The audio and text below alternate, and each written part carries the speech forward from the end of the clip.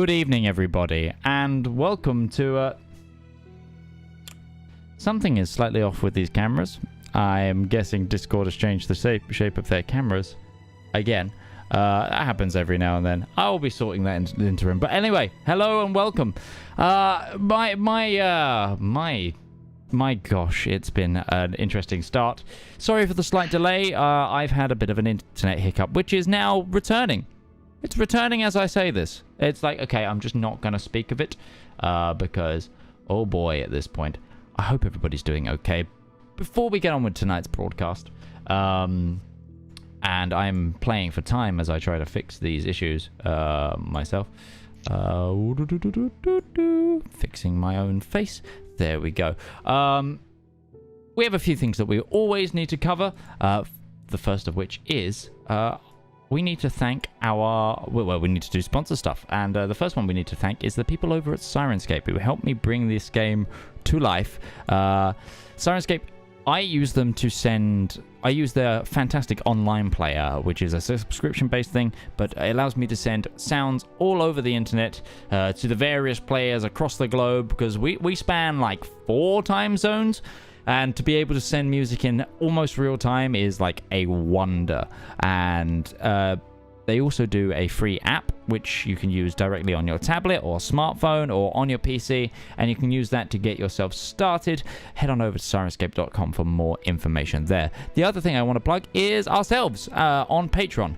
Patreon is the best way to support this show and all of our other shows and any shows that we've got coming up. Hint, hint, wink, wink, nudge, nudge. If you want to get on the ground floor there, you can definitely help us out. We have all sorts of goodies as well for patrons. It's not just you give the money and you don't get anything for it. No, you can get downloadables, behind the scenes stuff, decide what you want to see. The most recent one is a Elendor Chronicles downloadable of Joanna von Brandt, the season 1 NPC favorite kind of character. It's a full-page spread, including a stat block and all sorts of exciting things. So if you become a patron today, you get all of that plus all of the posts so far. So yeah, definitely check that out. But without further ado, oh no, one more thing. This is the final week in which you can pick up our Pride merch, and all profits from which go to LGBTQ charities. Other than that, we should get on with tonight's broadcast.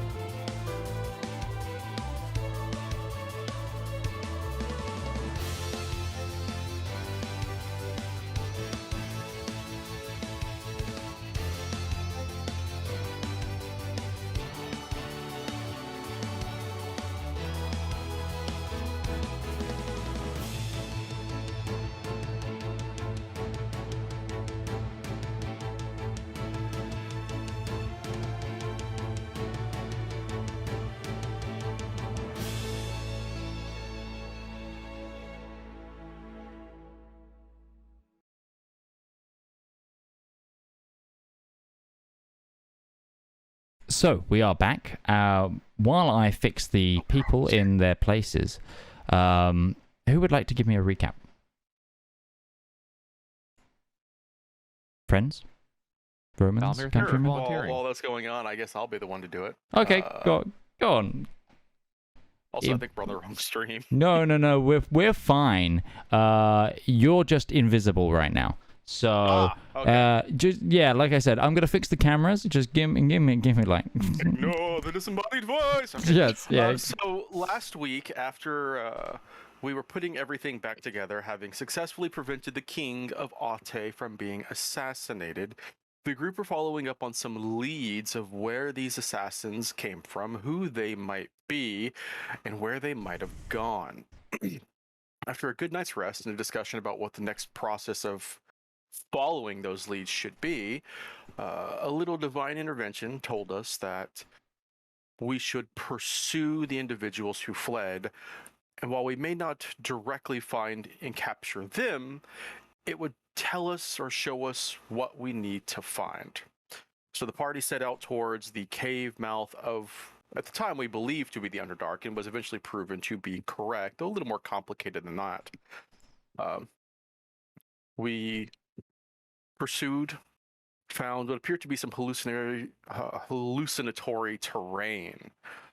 Illusion magic that basically acts as if it's almost pseudo-real to a degree to help prove that it is an illusion of some sort, but deceive those who do not know what they're looking for.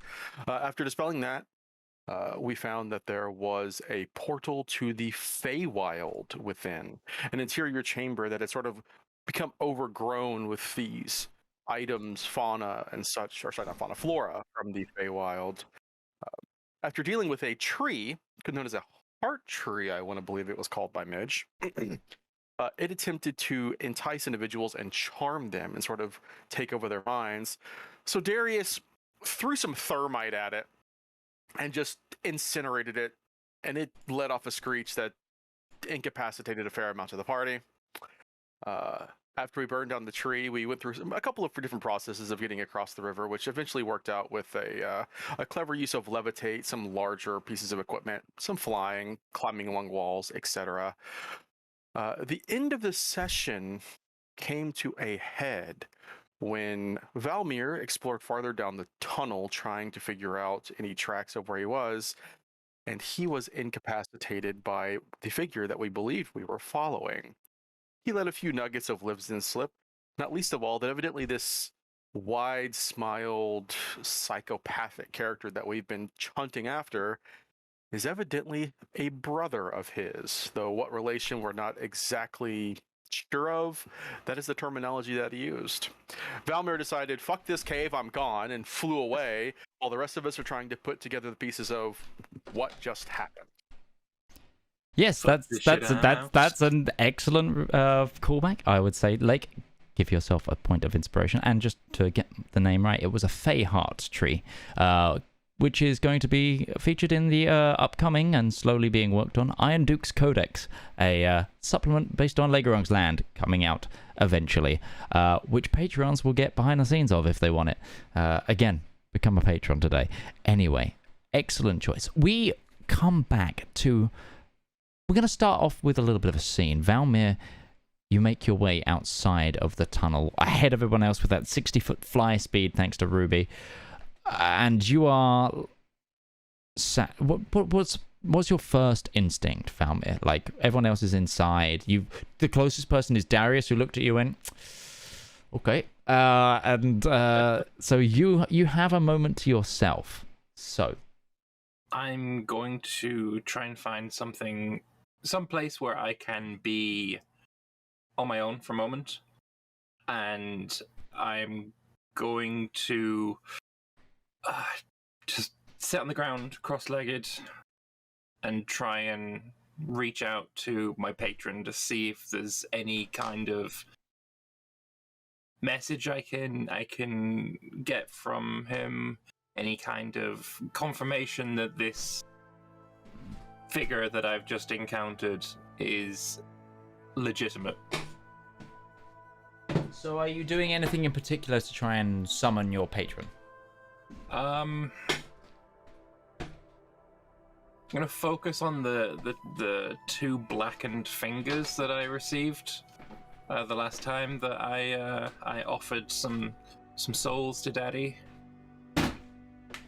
I'll bring out my my glaive, just lay it across my knees.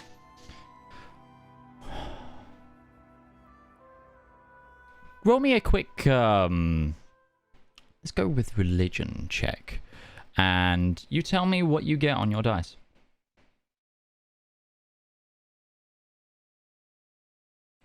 We get an 11. 11. I will say that is... Yeah, let's go with this.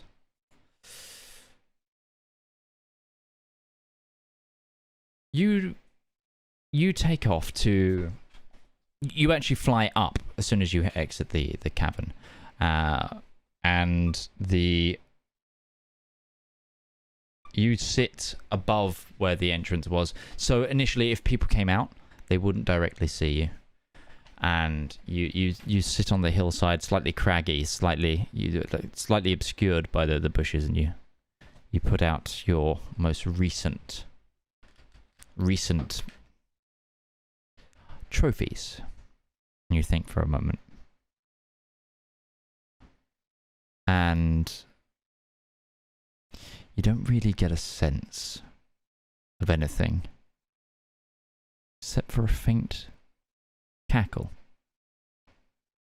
Deep. It starts off as that one that you've heard in the cavern just below you recently.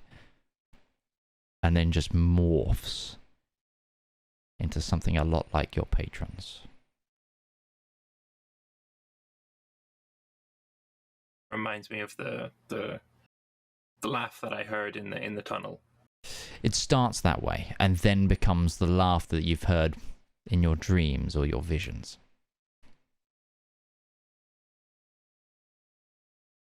So is it true? Is he my brother?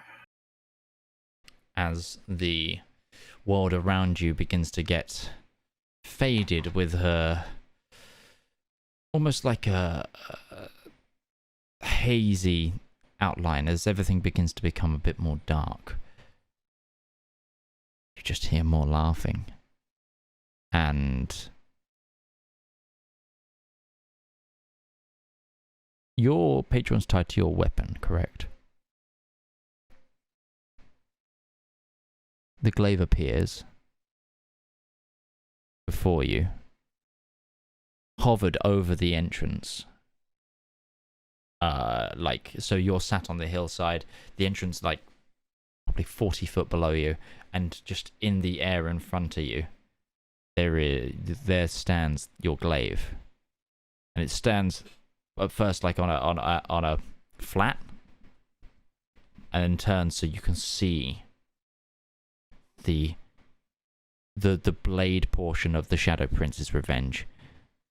And in it, you see a reflection, not of you on the hillside, but of a deep black, ichory smoke, and a castle among it.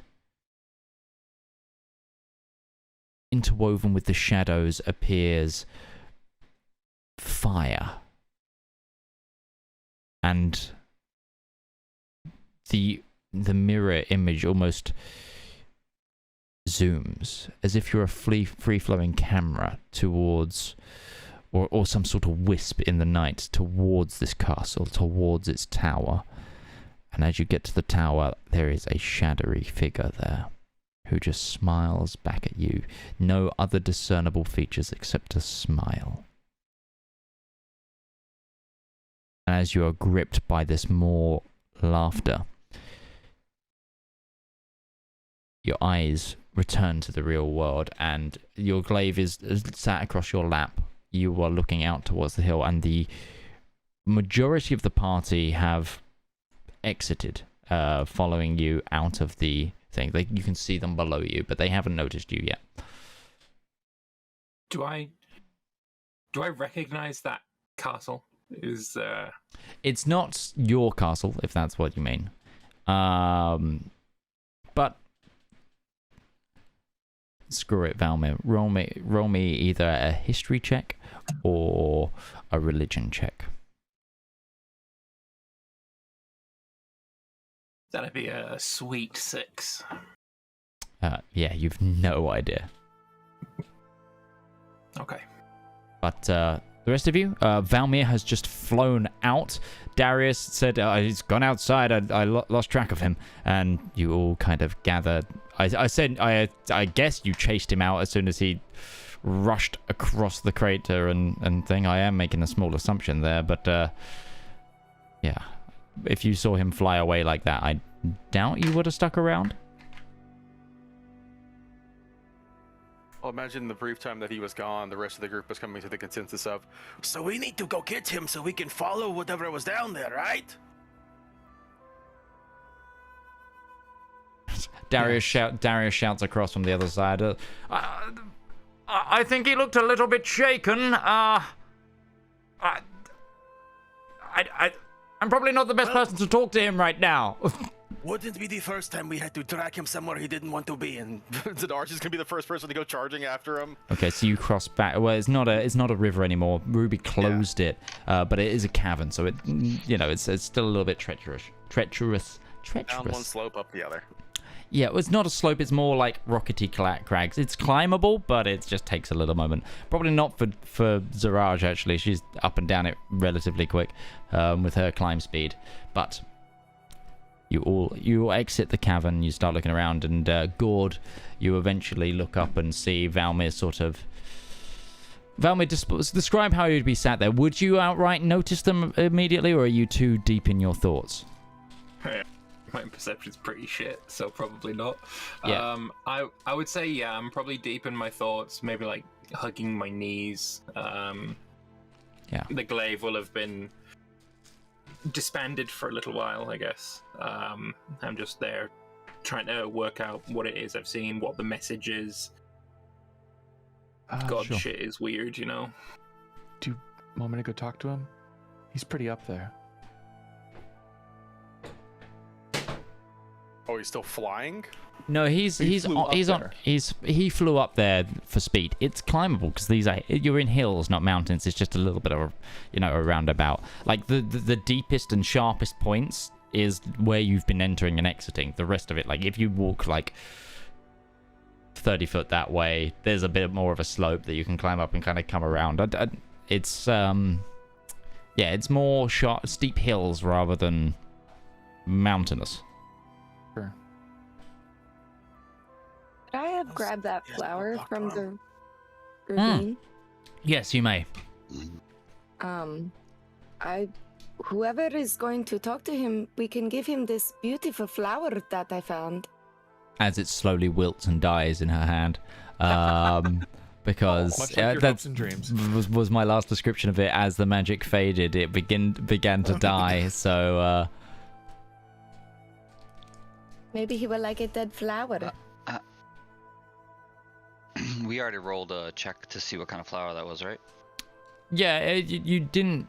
Nobody really recognized it. It's got like an aquatic flower by the looks of it, and definitely not of this plane. Aquatic flower, none of us. Okay. So it's Gourd, you'd know it's of the Feywild for sure, but you have no idea what like the homeopathy it belongs to. Like, you didn't quite get the botany of it, if that makes sense. Mm-hmm. Yeah, no, Zaraj was the one that went and looked at it, and all I'm catching is the wilting side of it. So yeah.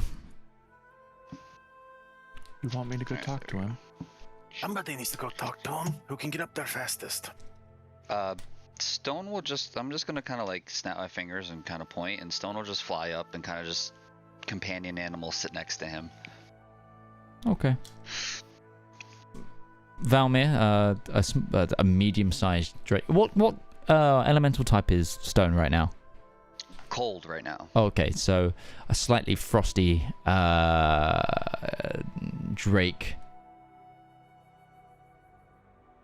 Like your feelings right now, brings a cold element to your scenario. But even so, the slightly hyperactive Labrador vibes of this dog is kind of, it's patient. It's not like overbearing on you, but you notice its presence there. It's like casually lean up against it, I guess. Sure. Yeah, Ruby's gonna start going up. Okay. You could have actually rode Stone up. I mean, if you didn't fly, if you wanted. Sure. Is Stone large? He's a medium now. But he's mountable. He's mountable now. Yeah, he's. Yep. Well, Ruby's not especially heavy set, so it would not be terribly difficult. But Yeah, it's specific that he can be ridden now as part of the level. But not flying. Yeah, no flying yet. He can fly, but I can't ride him flying yet. If you can't ride him flying it, then Ruby can't. No, she would be. She would be able to. That's why I said he wouldn't. If he didn't fly up there, she'd be able to ride him. So you're right. Okay, Yeah. you can run him up there. Right, I see. So yeah, he can climb, and that's fine. Hey, Valmyr. Hey, Ruby. Bet you're all kind of wondering what I'm doing here, huh? Yeah, a little. Yeah, never seen you pull a Darius before, so I'm kind of curious what's going on.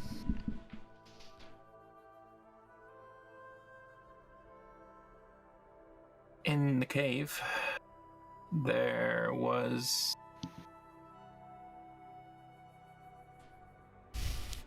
someone who claimed to be my brother. You know, if this particular chapter of our story had a title, I think it would be Family Matters.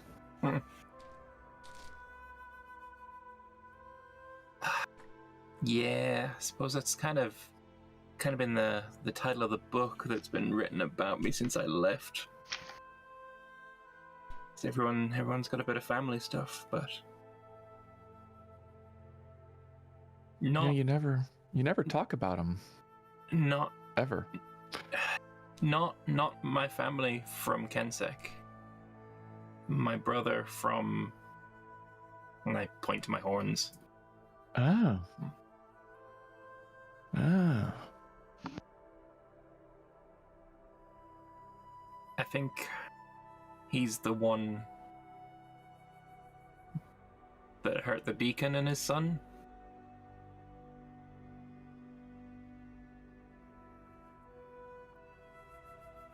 I don't know how to process that. Yeah. It's, I get it. Makes you feel any better, and she'll put an arm over his shoulder. I get it.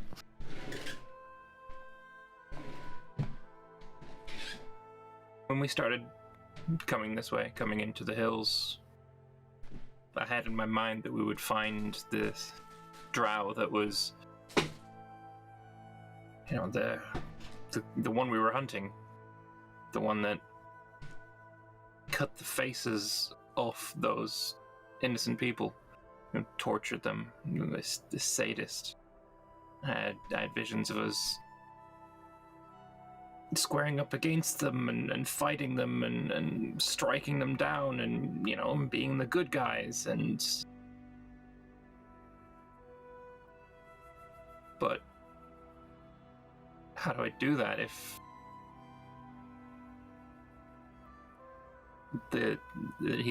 he's family? How does he know that he's my family? Does my father talk to him more than he talks to me?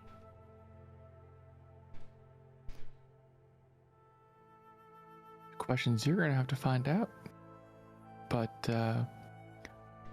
something I've learned over the last couple of... How long has it been since we arrived in Nardafel? Week, maybe? A week and a half, 2 weeks, I think, at this point. 2 weeks, yeah. 2 week and a half, 2 weeks is just because you're bound by blood doesn't make him your family.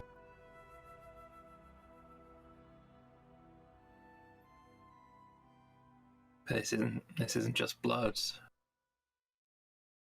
And I'm gonna, I don't know, cast minor illusion and just make some purple flame dance in my hand. It's also like that bond is what allows me to do magic. It's what allows me to. It's what gives me power. Sure. Ruby will ignite the little fire in her hand. Purple's a better color. I'm sorry, I didn't hear you over the sound of you being wrong. Valmyr will chuckle a little bit at that. How do you deal with your family being Filled with homicidal, genocidal maniacs? sure? I mean, you don't talk about yours. I'm just going on the assumption. The horns thing, I guess. I've not met too many others with horns. I'm not really sure what the rest of us are like, but I don't even know if You have to find do I something. call him my brother? I don't know. I don't think I'll ever call my father by his real name anymore, or by his. Let me phrase that. I will never call my father father anymore. At least not to his face.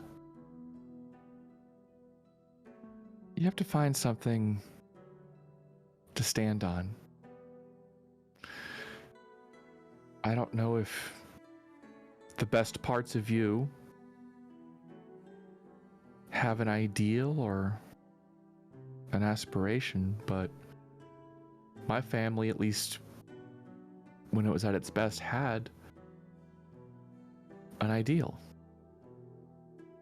And it was to be one of hope, to be better. I cling to that and try to be that every day. I fail a lot. The gods told me I failed the other day. To my face. She just shake her head. That I am unworthy and not pure of heart and whatever the hell that's meant to be, but... That makes two of us. Yeah. But you know, at the end of the day, fuck them. About you. And what you stand for. What You're I've a been good trying to person. find out for a while now. Yeah. When you figure that out, we're waiting on you. And if you need to take some time off to relax or figure that out, we'll understand. But Well, you know you're not go alone, ahead. right? I know that.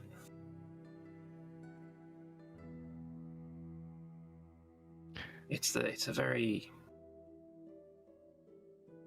you know, I've got two sides to my family. I guess I'll call it three sides. I have the one I ran away from, that I still have affection for most, but I couldn't stay after what happened. Yeah, I look at him. I have my real father, the one that gave me the strength to leave. And now I have this group. And all three are pulling me in three different directions, and Yeah. Yeah, this war seems to have dragged in both our families, huh? yeah. I don't know Yeah. how the Kenseks are a part of it yet, but I'm sure they are. Yeah. Well, we have a lot of work we're still gotta do, Valmyr. Got a kingdom to save, and I don't think we can do that without you. So if you're willing, everybody down there is wondering when you're ready.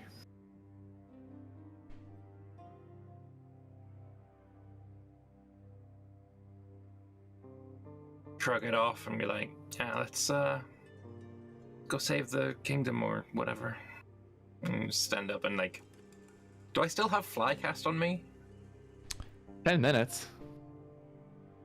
Probably not then. Probably not at this point, no. Yeah, you felt it does dissipate. Like, I'm gonna have to climb down now. That's fun. How far down is it? Like I said, you guys can walk safely, like, to the other side of the hill. So imagine it's like 2 steep hills with a bit of a catch valley in the middle, with a bit more. Okay. If you've ever like driven through Cheddar Gorge or something like that, like What degree is the incline? So one way it's like 40 degrees, one great way it's like 90. Imagine 2 sides of a motorcycle ramp, like. Okay. Yeah, I guess just set off down. Thank you, Ruby. I just needed to put all my thoughts in the right place. Bit of a shock to the system. I get it. I really get it. Yeah, suppose you do. All right, let's go and see what we need to do. I guess I need to tell the rest of them that if we continue down that tunnel, we're gonna be meeting some family. That's fun. You don't have to tell them if you don't want to. I think I have to. Okay. And I will go down to the rest of them. Okay. So you guys begin a climb down. Are the rest of you doing anything in this? You've probably got about 10 minutes.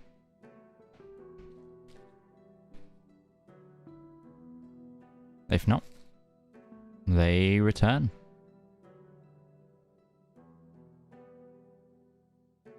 You are all regrouped.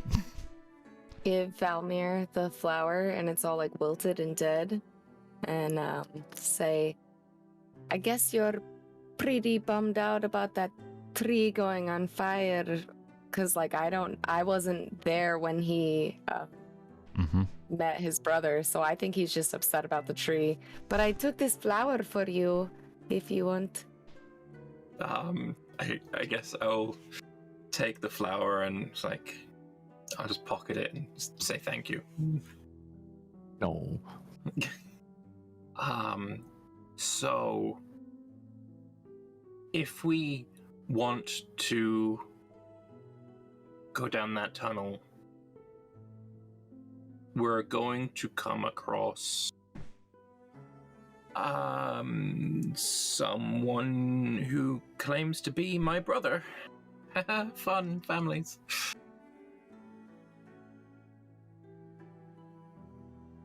I'm saying this to like everybody. I mean, that doesn't seem to change the reason why we are coming up here, does it? We are still hunting after whatever divine reasoning sent us here for. Brother, no brother. And if your brother is here to help us with this, this will go even more smoothly. No. I think he's the one that killed the deacon. Not so smoothly. Not so smoothly. Right. Yes. So, where I see it, and Darius, I am sorry for the family's hard. We have a couple of options here. This is me being Darius, just as an FYI. We can go back, check out the other stuff. We can now go forward and check out the mines, or the supposed mine entrances, or we can take a jaunt into the Underdark and not know how long we're down there for. When our primary mission is to make sure that the king gets to this... Well, he's going to get there fine, but we need to be there with evidence in 2 weeks. There's a lot of 2-week deadlines coming up. And I think we really need to pick and choose where we go from here. all paths lead down. I think that's where we're going to find our evidence, either in form of a captive or documentation. Not necessarily. If he is involved with your father's plot, it is entirely possible that he is returning there. And If you that could go back evidence to we need to seek, we could just head there and try to find what, well, admittedly may have all been lost in the fire. There may not be a lot of evidence to gather up here, other than what we can create through pursuit and admittance. There was a chest of drawers, a desk in my father's study that I tried to get into. Valmyr can attest to that I was not successful in getting into. It was extremely...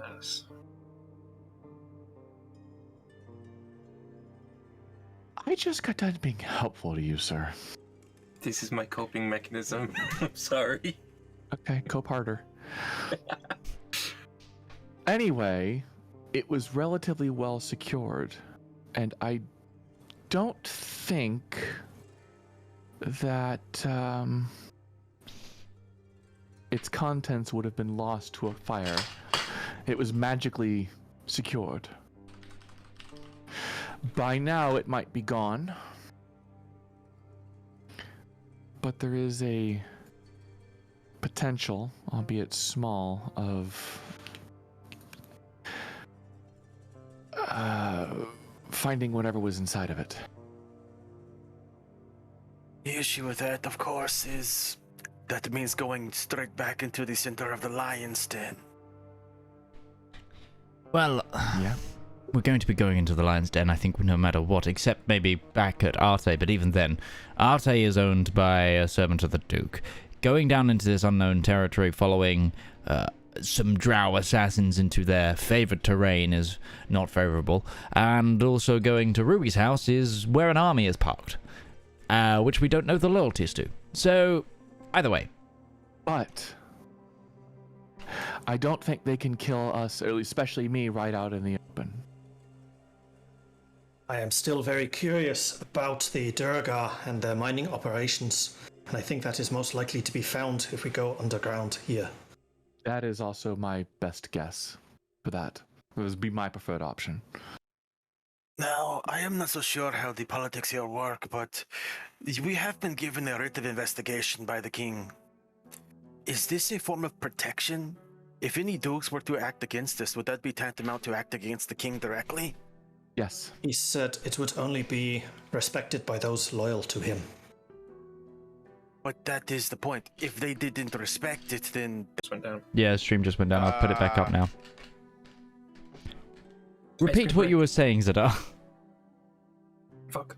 So, if the writ of investigation will protect us against any members of the court who are loyal to the Duke of Arte, then that means anyone who would stand against us is openly acting against the king. They are showing their disloyalty. Or am I reading too much into the literalness of the nature of this contract?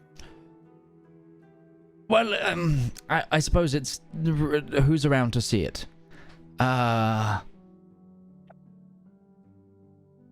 Context is key, I think.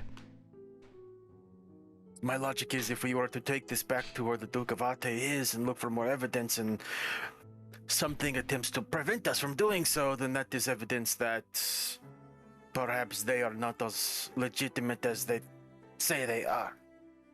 Not necessarily. It also depends on the laws of privacy that these members enjoy. I am not familiar enough with the legalesse of this nation, though. DM, will Ruby know that? It's like, if you were in an open court where some people were open traitors, some people weren't, there would be hesitation. But if you walk into a group of everyone is under one person's payroll, they're just going to make you disappear. Writ or no writ. They will try. Again, if they were... Sorry, you need... If the Duragar are subject to the Duke of Ate, then very likely they will be under his explicit command, and will ignore any writ we have. If we were on the surface surrounded by the knights and chevaliers of Nardathel, and we wish to investigate my own family grounds, it would be much more obvious if somebody were to deny us our investigation. That would arouse suspicion, concern. It's also the matter that if the Duragar are, as I suspect, making a mine underneath your family's residence to blow up the army above, that would also be proof. Yes. I'm afraid that navigating this is a little bit beyond what I am familiar with. So just to clear things up, the Duragar themselves will never listen to a writ from the king. They're not from this kingdom. A standard knight that you come across will probably listen to it, but you can be damn sure it goes straight to his superiors afterwards. That's like, why are you not at your post, etc., etc. You know, so eventually evidence will spread. If you took that to the Duke himself, he would shoo you out of the door and laugh. Like, probably wouldn't kill you there and then because he didn't do that last time, but you know what I mean. It also depends who has the writ in their hands, if it's one of the people that the Duke of Ate has met or it's someone who they haven't. You know, there's different ways to play that. Sure. I don't know how valuable this writ really is. I don't think we're going to get much out of it. I think we can get a lot out of it, but it depends on who we go to, and I don't know who would be best to approach for that kind of information, which is why I agree with Zep's thoughts of going to the Duragar and perhaps fighting our way through that particular bit of fun. The only one that I can think of that the writ might actually apply to would be the Archbishop. He is almost certainly a direct vassal of the Duke, but he may be afraid of a king's authority.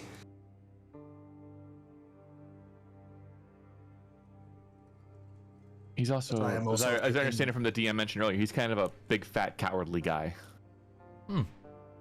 Yeah. Imagine Garfield. What a reference. We have 2 weeks. It is up to us how to use it. We do. Go ahead. I was just going to make a witticism. If we did go to see the Archbishop, we should make sure it is not on a Monday. He hates Mondays. So I've heard. I think we should investigate the Duragar first, and if that turns out nothing, then the Archbishop. Isn't our journey to this cave blessed by your god, Zedaar? Into the cave itself, yes. The wording was that we would find something of importance. It may not be we may not directly find what we are looking for, but it would be a revelation, which evidently by the significance that Valmyr has attributed to his brother being involved, I believe we understand what that is. We did find many important things here. Just You a also reminder, ordered there was. specifically, Okay, you Don't go ahead. be careful when you sleep. So that's also a thing to keep in mind. Well, when we do rest, there are a few adjustments I can make to my goggles so that I can see anything that is invisible. But I cannot do that until I've had some time to tinker with it. Sounds very useful. If you need any help with that, testing it, I can help. I can go invisible. I am actually wondering if I could actually make another pair of goggles. This is something I will need to check. The important thing is, do we go to the Archbishop or the Duragar first? Admittedly, I believe we are still much closer to the Archbishop, so to save us days of travel, it might be faster to do that first. I'm not sure if it is more important, though.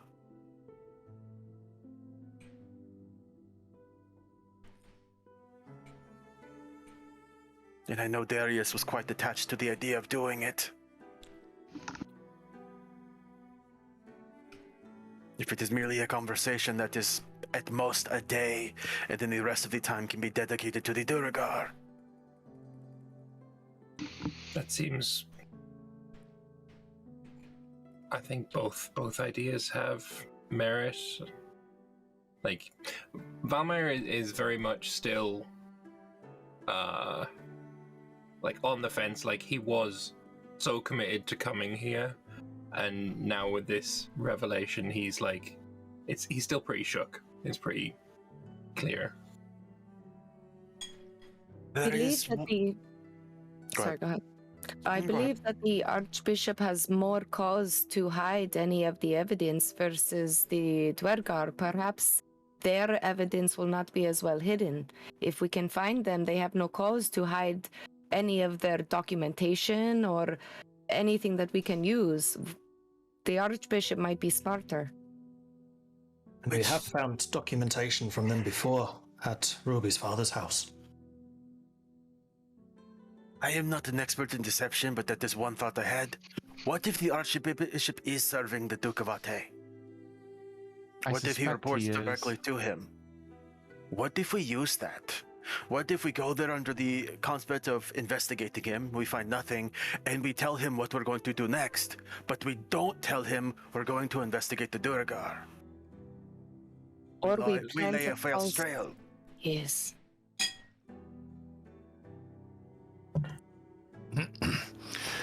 Then I would ask, why would we be going after the Duergar at all? We could lie and say that. But why would we tell him that we're doing anything? Why would we tell him we're doing anything at all? I'm sorry to rephrase that question. We could allow him to overhear.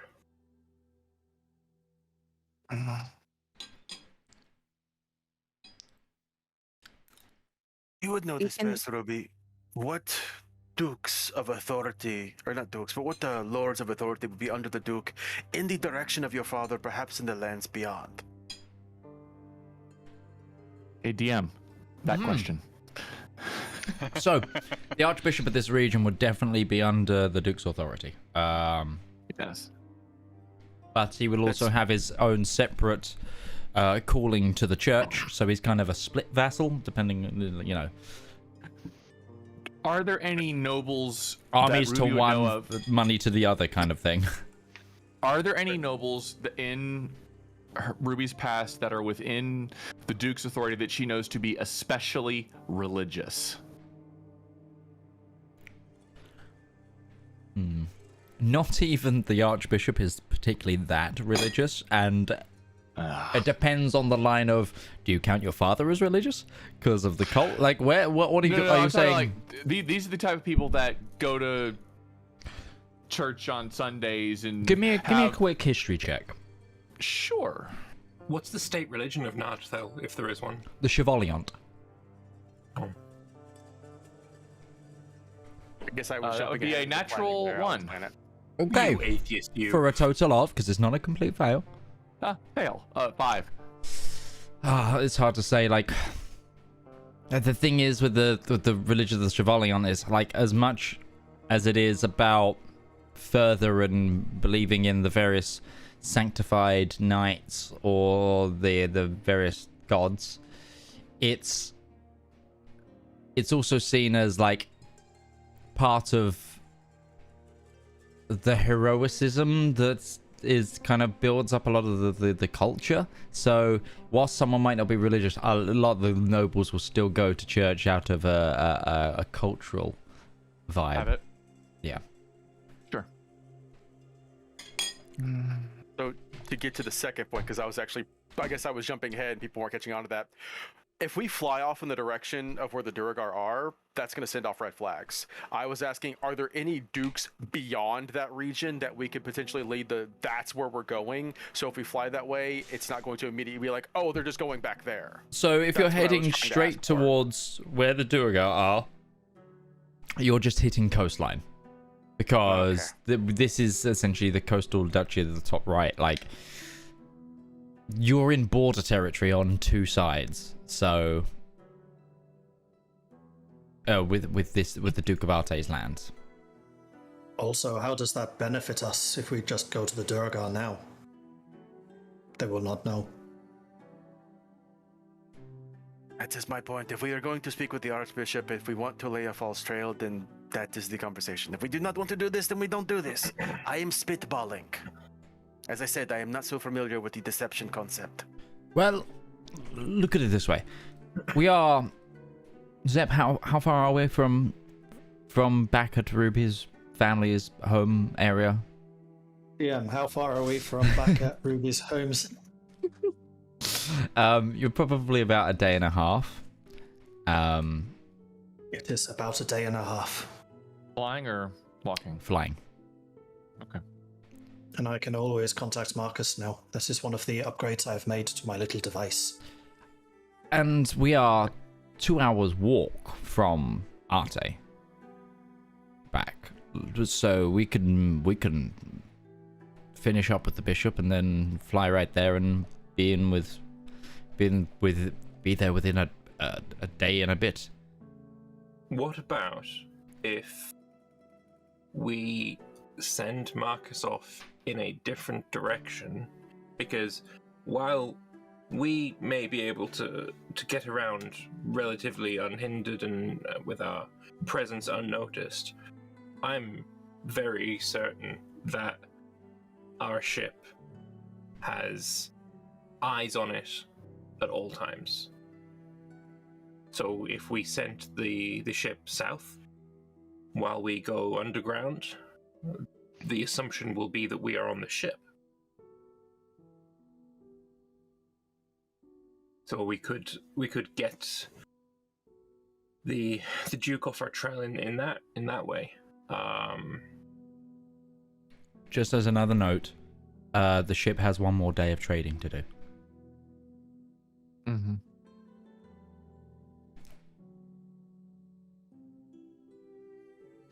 I'm glad you're tracking that.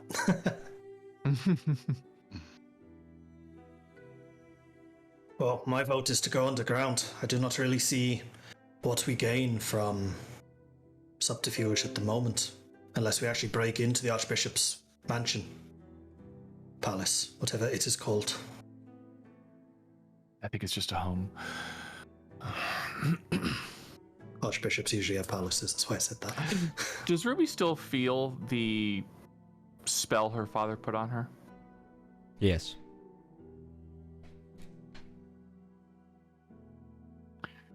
I also am not 100% sure that I'm able to go anywhere without being tracked. Actually, no, you had that No? removed, I think, didn't you? Yeah, I'm pretty sure Well, Zedaar removed that. Yeah, Zedaar did that. Zedaar, I thought you also said that it was still like a lingering malaise over. You removed some of it. That's right. You removed some of it, but there's still something there. I don't know what spell my father cast on me, but I'm fairly certain that he can track it. At the very least, that's what I would want my spell to do if I were doing such a thing. He and I being of so similar minds. And it seems we just need to make a decision and do it. I believe the best option for us is to go to the Duragar. Also, And if if you, that go fails, then the Archbishop. Zep? if you go underground, that can sometimes interrupt with scrying spells, I think. Is there much lead in the hills here? Is this a lead mining area? It is more the quantity of rock. If you're going to the Underdark, you are going deep. Miles and miles. I don't think we'll be back in 2 weeks if we go to the Underdark itself. No, we're not going to the Underdark. We're just going to the Duragar camp. Perhaps we find something there that we can show to the Archbishop to force his hand. What would the Archbishop have that we care about is what I don't understand. We only Relating information. really suspect the Archbishop because the A suspicion. Deacon's son didn't like him. He Well, was the someone only knew- other individual who is still alive who knew of the tunnel, which the individual seemed to have already known about. And as a Which may direct link him to connection, the assassination plot. it Right. might. It's Might. very coincidental he was the only one unharmed in any of that. I feel okay.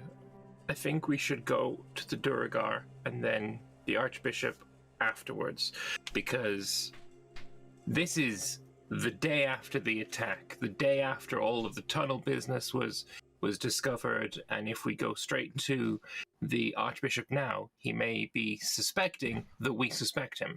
If we leave it a week, 10 days, that suspicion of his would go away. We'd just be going to see him rather than something big has happened and we're investigating it and we're going to him straight away. That would put him on the defensive. But what of the opposite end of that spectrum? What if he actually is guilty and decides, I need to run? An Archbishop Why just would doesn't he simply run run. before? Yes, why would he run if there's no suspicion on him? If we leave, He is a glutton and now- a coward by the description of him. That is true. Yes, but an Archbishop just can't simply go somewhere. Not without. the coward part may be wanting him to run, but the glutton part will keep him there.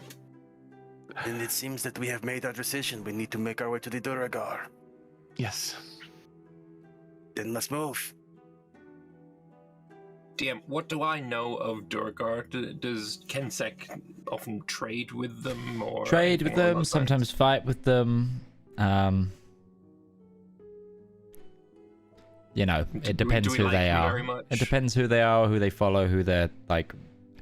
That's like saying, so what do humans think of dwarves?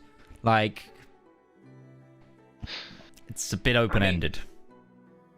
Some questions like that would be pretty obvious, I guess. But humans think of tieflings. They generally don't like us. Bastard. Yeah, okay, well, I'll relay whatever information I know of Duragar. They also don't like the sun. Increasing the light level, probably a good idea. It's gonna get dark down there, so... Okay, so if I'm not mistaken, you are flying towards Ruby's homestead again, yes? No, we're going in the You're going tunnels in here. Yeah. I Okay. think so, yeah. Okay. It sounds like we're gonna go back down the tunnel that we found. For the Duragar mines across the for, yes? ravine, and then down further. But this isn't where the Duragar mines were. Just to clarify that. That's not We here. never found any... You never found those. You just know that they are mining somewhere underneath Ruby's homestead. With cave entrances This- somewhere along the coast. This is one of the gaps to the Underdark that you sought after if there were other entrances. Just to clarify that. Thank you. I was under the assumption that those two would be linked in some They way. might be. There's a reason I was pointing out. If we're going to the Durgar, we're flying back to where the Duke of Ate's. We're going back to Yes. Ruby's house, so we Yeah. are going straight back to where we are basically secret enemy number one. That's what the misdirection is for. Yeah. Now I understand. Yep. Okay. Okay. Now it all Alright. links, because Yeah. okay. Sorry, I thought everybody was on the same page with that. No, So because now we need to No, figure Zedaar's out playing the 4D Underdark. chess over here. I'm playing checkers. Okay, so we need to do another 10 minutes of deliberation now. No. So okay, so the plan was to go find the Duragar, which means we're going back to Ruby's, which means we need to do some misdirection. That's kind of Don't the have plan to. that We we set could just out. go. Fuck it, right? I think that's the first time we've ever heard Zedaar swear. Just Darius goes, "You sounded like me." Sorry, somebody has to speak for Darius while he's not here, which is why I'm so hard up about going to see the Archbishop, because I know Darius was like, Yes, I want no, to do no, that. he was. so Yeah, bad. no. And that was the plan. That was the plan to go to after we check this place out. Yeah. I mean, So anyway, Well, I request Marcus come here then. Yeah. so, okay. do Durgar Pop live in the flare, Underdark, airship or are comes they in. like in mountains like regular dwarves? They are Underdark dwellers. I know it stands to reason that they might connect underneath, but it's still 2 days away at flight. That's why I was thinking we go down here, and I honestly think even if it takes us a while to find the connection, it will. I mean, we're Wouldn't going it to be have to more- find an entrance by your home, which we don't know the location of. So either way, we're going searching. We already have a route underground here. I feel we maybe should just take this opportunity and try and find the connection here. Do you understand the difficulties of navigating underground? I mean, I imagine you would, but Or Gourd, like we're trying to travel he's a 2 drow. days worth. Valmyr, He's from the I don't know that. Valmyr, give me a He's quick, from the Underdark. give me a quick survival check. This isn't a high DC. roll things though. Yeah, this isn't. This He is. understands survival in the Underdark like a noble who has lived his entire life in a castle understand. Oh, you know what? He rolled really good. I take that back. 14. 14. Well, no, it's kind of along those lines. You aren't used to being the son of nobility on a almost surface Underdark passage. You know that even then, probably about 30% of your like scouting parties, if they're sent to find passageways, connections, etc., die or get lost and don't turn up on time. The Underdark my is concern. whereas like sometimes areas most can connect. Sometimes those areas can cave in and no longer connect. Sometimes though there are areas that are only accessible by spiders. Like it's not the same as overland travel. So if you are going to the Underdark here and hoping to come up on the other side, 3 days overland might turn into 2 weeks underground. Or more. I just miss purple rocks, okay? Yeah, But on one Valmyr, hand, you are correct. We don't know an entrance. Sorry. We don't know an entrance is near my home. But because they are doing some sort of extensive mining operation, I don't think whatever they're doing is easily concealed. There are ways of detecting mining operations. I'm pretty sure we could spot a mine from the sky, or at least an operation, because supply train in and out has to flow. These are Durgar. What if it These are comes from Underdark underground? dwellers. Their Yes, mind but could what about connect the to the stuff Underdark. that comes up? Not about necessarily the Why stuff true. that does there comes up? anything have to come up? We saw a great many things when we were stealing papers from the Duke. One of those was about the information they were bringing in, the blasting charges. Was the number of them included? Because that might tell us how big of an area we need to search. At I least think the it start. was. I think it was. That's why Zep suspects it's a mine. Several hundred, yeah. Yeah, and Zep actually got a ping of one in the grounds.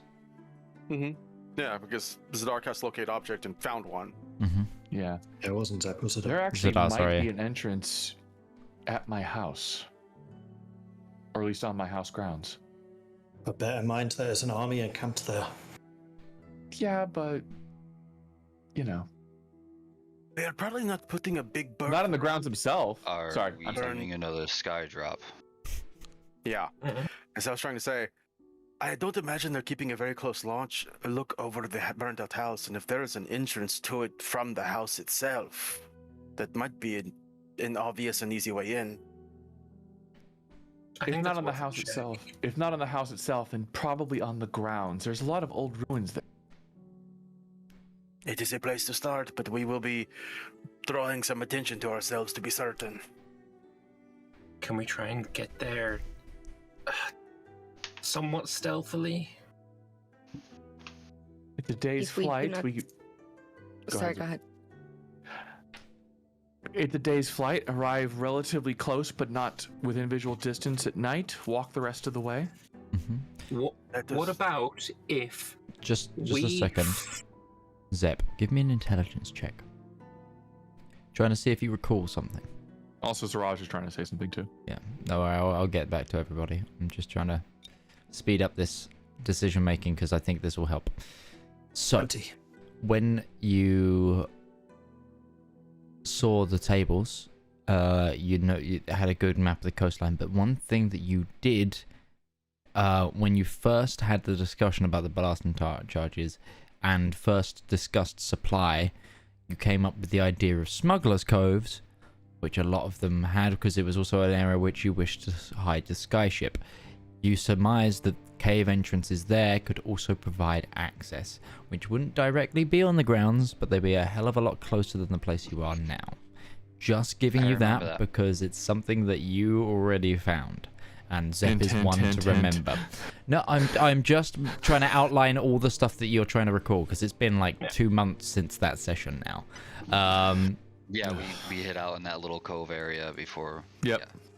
a way we could do it is if we fly as if we are planning on traveling further, we do another one of them sky drops. Zedaar, you're gonna love it. We do another one of them sky drops, and the airship continues going to another city further up the coast. That way, the eyes that are almost certainly on the airship think that we've gone to somewhere else. Or a reminder on that as well, Midge. Givria Mouvel is where Ruby's father's domain is, correct? Yes. So that would be directly north. So Zedaar would pitch, If we, other hand, we could just send the ship to Thivrich for trading, and then when it arrives, we set out on foot. That is much closer to Givria Mouvel. Yes. But is To save us. Thivrich is where the army is encamped, or at least right next to it? Because it's close. They're really close to each other. Hold on. Just getting the that map may be up. something I do need to be reminded about because I don't remember that specifically. Yeah, we don't wanna walk through the army. The army is legitimately on your father's grounds.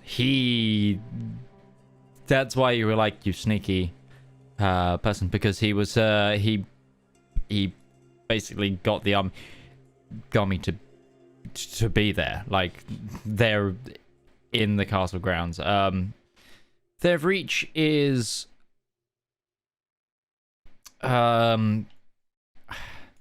The Reach is a nearby town owned by a different count. They're very close, and it's... The Reach was the first settlement in the area, and originally the whole area would have been under one lord. But Ruby's home grew exponentially, being a port city. My mouth isn't working. Yeah, It's fine. Armourville grew because it's a port city, leaving Thievreach a little bit poorer, and yeah, it's passage of time. The domains have split between those two as major settlements. Well, if we're worried about the army, we can cause a diversion. I'm very good at those. Bring their attention elsewhere. I can sneak off while you guys find the entrance. I think we've made a decision to head towards the old grounds, correct? Now Yes. we're just trying to figure out how to sneak in. Why don't we deliberate about this on our passage? We have 2 days to discuss. Let's start moving. We're waiting for the ship to get here, right? You've already sent a message to Marcus. Yeah. I Well, hadn't, because we hadn't decided Yeah. what we're doing. you Oh, have okay. Yeah, But, that's why.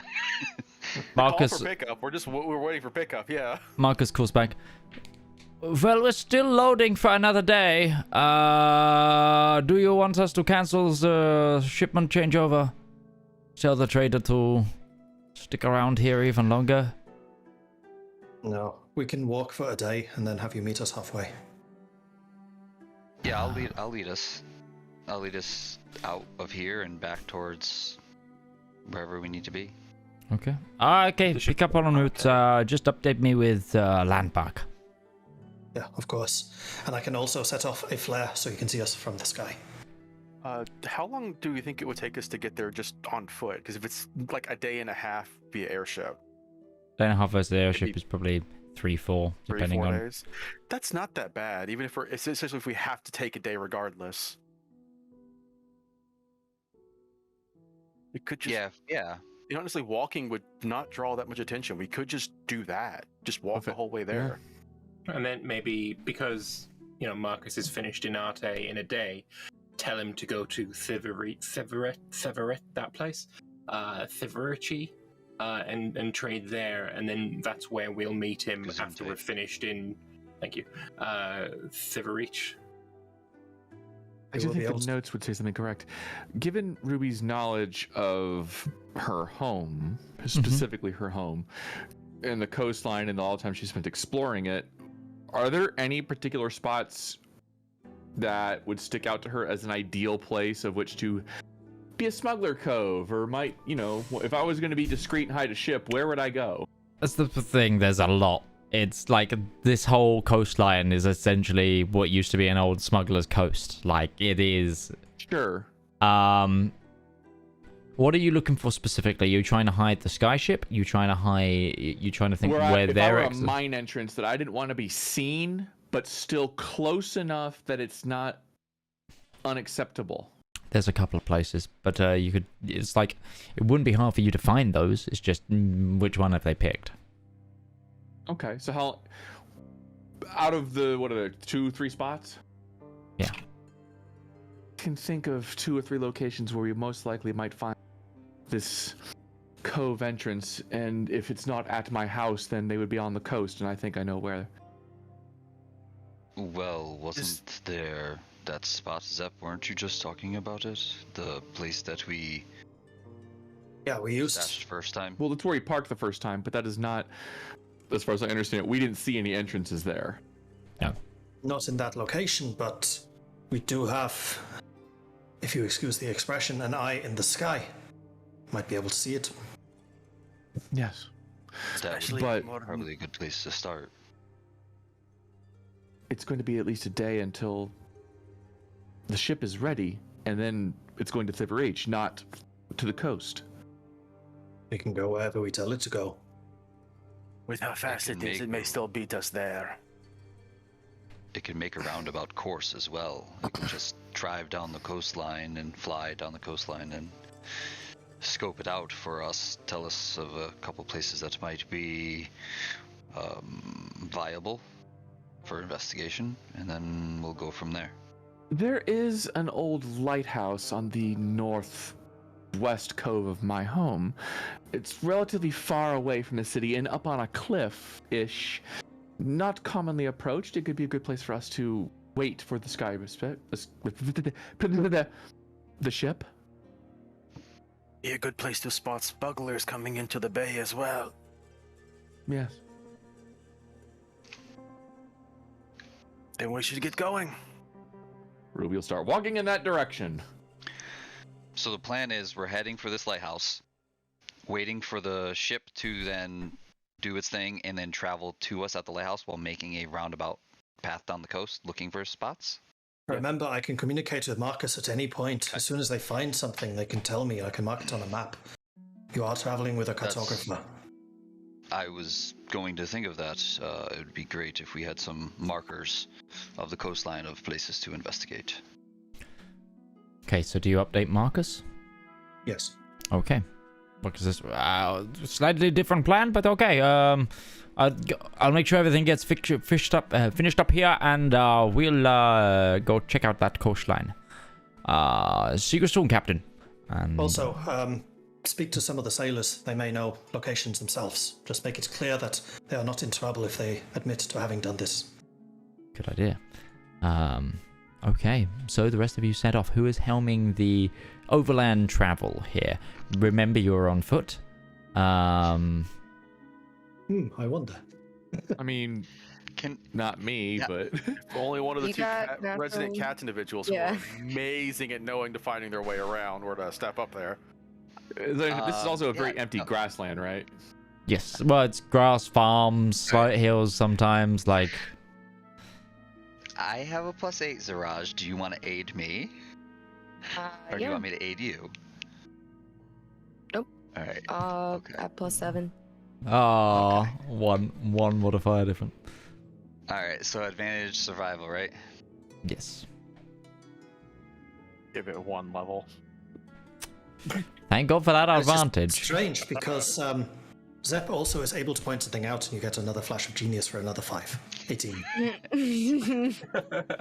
And I was gonna ask, since Zep brought up the whole ask the sailors thing, as like one thing that I established earlier on, that I was a communal kind of guy walking around the ship talking to people.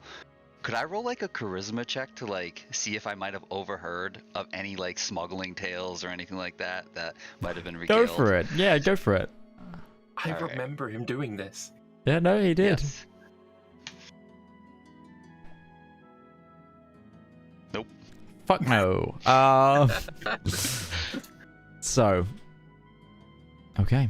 All right. Like I said, it's So 18 for survival. the thing is between here and Gavir there are some roads sometimes. You're nowhere near sort of like main road territory. This is like the dirt road through the hill that leads to 3 farms, and then you've got to walk fields, and like a good portion of the rest of your day is just walking through crop fields, because there is no other natural path, because this is just how it works. And actually you get probably about 4 hours down the road and you see another sort of, like you previously saw, one of these communes of this one looks far less monastic than the previous one, but it looks, and is mainly wooden, but it's like a collection of like terraced houses in sort of an enclosed circle in the middle of fields upon fields. Some smoke coming out the roof, sort of like out of a chimney area. You press on, and eventually it gets to nightfall. Made some good headway, and yes, you bed down. Sorry. Yeah, go for it. Go Along- for it. Along the journey, Ruby had actually sat alongside Valmyr.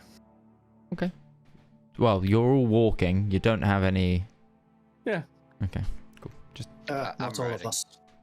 no. You're riding Brawn, You have a small cavalry division now within the party between and yeah, very true. Ruby still likes to Gourd, walk. Stone, Braun, and Zeppin. Yeah, now we need Zedaar on Darcy, and you've just got all the most eclectic have a cavalry cavalry. line. One of those underdog spider horse things that I forgot the name of. Bounders? Spider. Scale Warbounders. Shade More- creep? No. No. More Bounder? No. The ones that I created. Yes. Oh. Yes. Valmyr, Yeah. tell me a good memory about your family. The one you grew up with, not the one that's causing you hate and discontent. Probably there were plenty. It wasn't all of my family that sucked ass. Mostly just my stepfather and my sister, but my brother Valar, he was kind to me. Training with him was always a highlight, and he's the one that taught me how to use a glaive. It's been my weapon of choice ever since I learned to fight. That's thanks to him. He beat you a lot? Huh. Not like my stepfather. I'm referring to with the glaive, but you know. Sure. Oh, I beat him a couple of times. Whether he let me or whether I earned it, I don't know, but those Building were- up your those were confidence, good right? times. Yeah, I mean it's kind of important, you know. Oh, it absolutely is. Yeah, sure. As you just Zep, as another thing, you notice that as you're walking, Braun has taken to looking where he's going less, because he has his head down in a sketch pad, and he managed to pick up some like chalks, and he's not making images per se, but he's like notating color.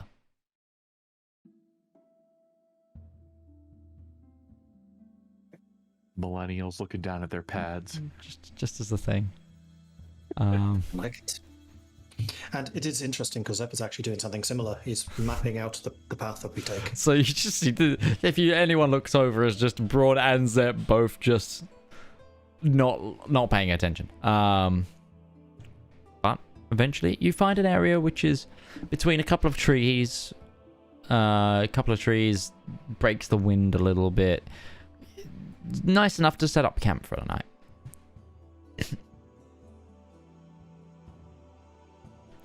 So, who's taking what watch? And Before we take watch, can I try to camouflage? Can I like look for, sticks and leaves and try to, find a easily defensible, camouflageable spot?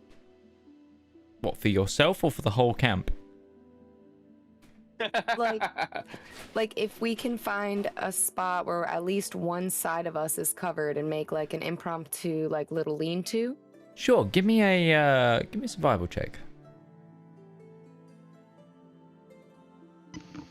Is it Zedaar, what are you technically my trying to do? favored terrain? What's your favorite terrain again? The woods. The woods. The woods is kind of different to Forest. farmland. Okay, But- just checking.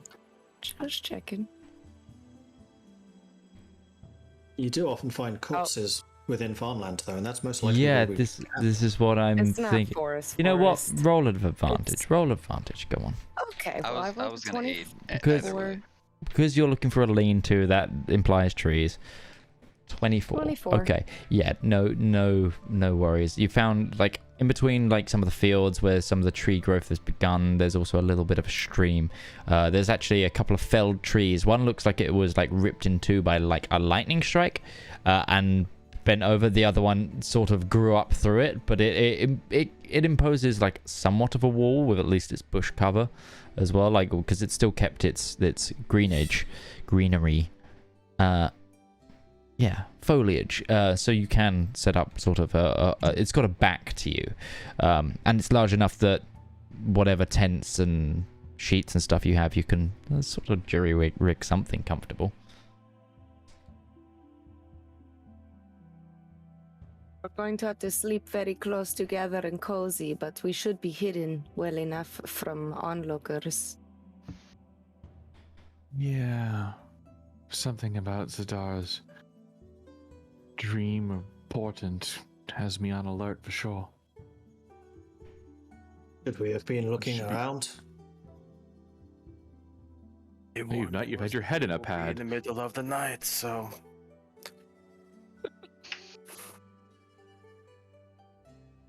Okay, so Be extra vigilant for our watches, and now that we have a new party member, since I don't think neither Gourd nor Zedaar were part of us during our longer trips, we may want to adjust our watch rotation. yeah. So who is taking first watch? I still believe I should be taking the darkest portion of the night. Yeah, Ruby's. I think Ruby's still one of the ones where you want it to like the first watch where you want during the at least some light. So just to be clear, currently watch 1 is Ruby and Zedaar. Zedaar is on his own for watch 2. Then it's Zep and Valmyr, and then it's Darius and Braun. Kind of is what it's set up on the sheet as, anyway. I'll pair up with Zedaar, and I could just have Stone kind of take cat naps, I guess you could say. The only issue with that is we try to keep the highest perception people split up amongst watches, so we don't have the best eyes all on the same watch. Fair enough. I want would to swap probably. I mean, I've got Zep actually.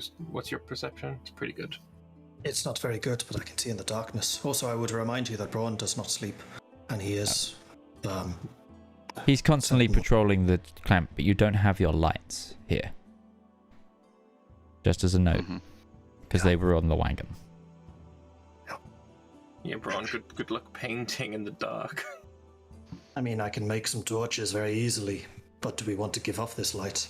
No, That absolutely is not. the risk that we're worrying about, yes.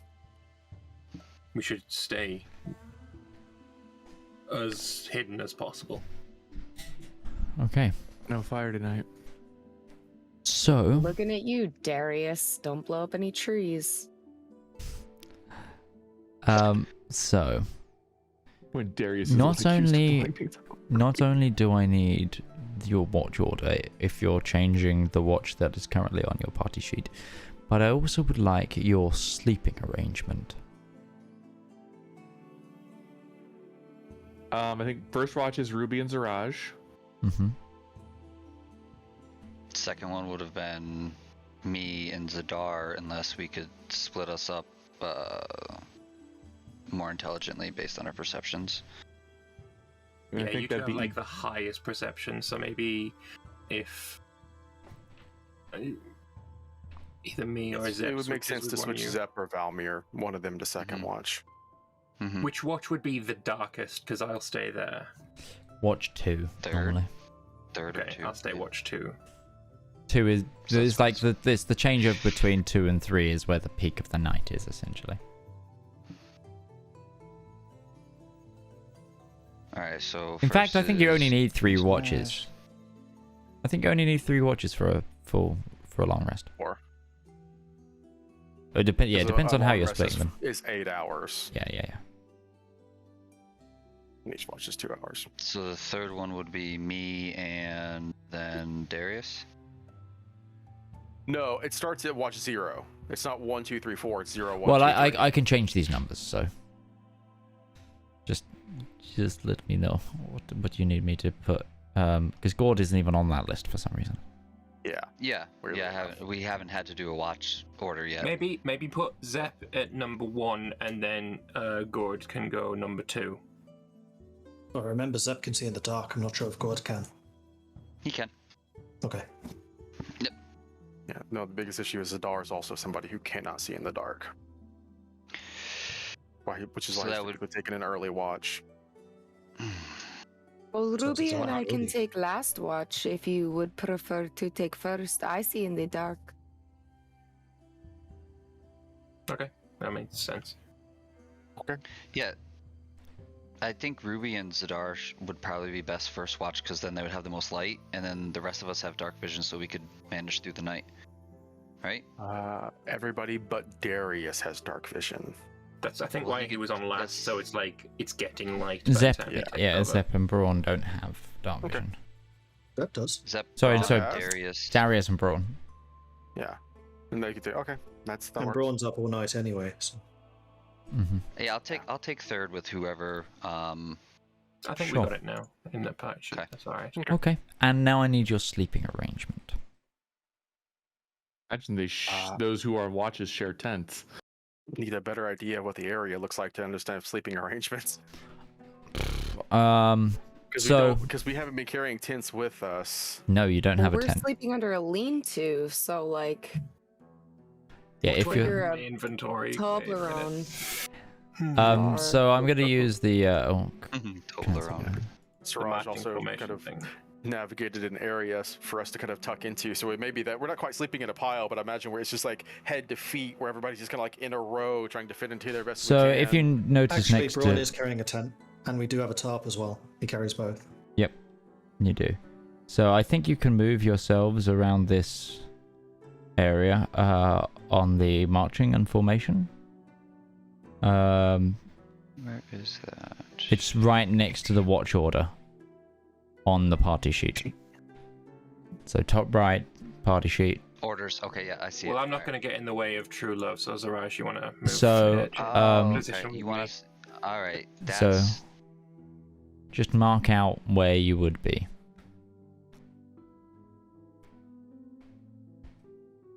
I think we're My missing spot works Ruby for- on the map. There is not a ruby, yes. Yeah. It works for Zedaar. He's not particular about where he beds down. Yeah, I don't really mind. Okay, so Zach will find a nook wherever he can. you're essentially, Although actually Zach and Braun, well no, Braun's because marching, I so can Braun will draw be on the this outskirts. marching order. So you've got a lean-to that I think I can draw on this anyway. It says I can, but it's not letting me. You need to enable drawing mode. Yeah. Ah. So on this, there we go. So if we go here, there is that's your lean-to, like wall side, and then you've got a tree here and here. Gourd would I'll probably lean sleep up with my against the back to a tree tree. Oh yeah. I'll go to the opposite one then. Shit. Okay. I would say you can't go through it.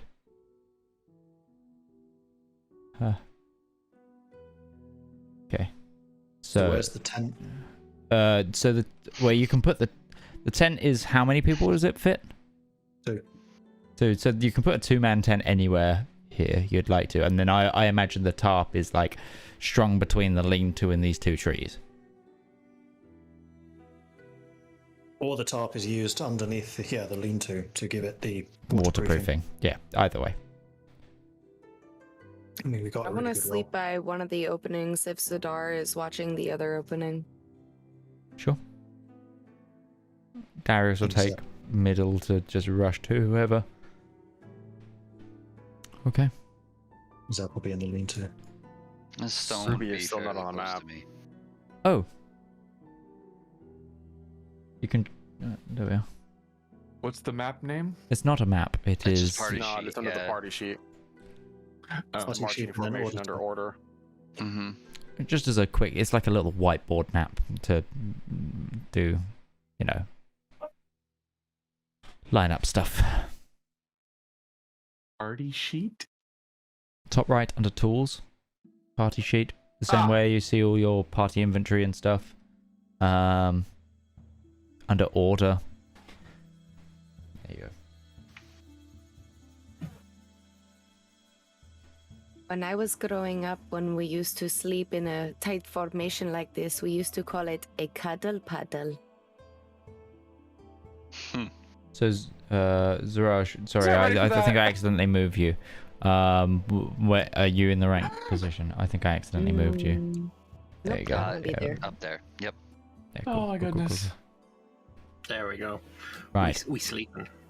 So, you all bed down. Those of you on the first watch, please give me a perception check and read them out to our audience at home, just so they feel extra included. And Checking. That way you can all be as bad as I am. Here we go. Clackety clackety math rocks. Give me a 19. Okay. As bad as you are. Does not give me any ability. Okay. Ruby's a character of extremes. They're either great or ass. There is nothing in between. Speaking of ass. Okay.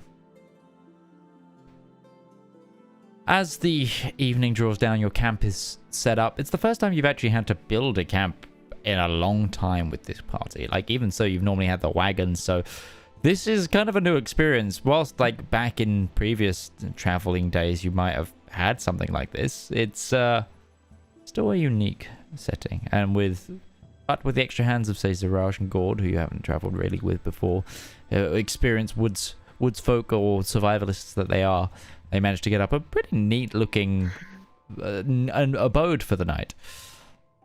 And as the sun begins to set over the fields and over the trees, your watch passes uneventfully. You know, Zedaar, this was some of my favorite times. Bing. No, just the the adventuring part of it, the going from place to place and camping out in the stars.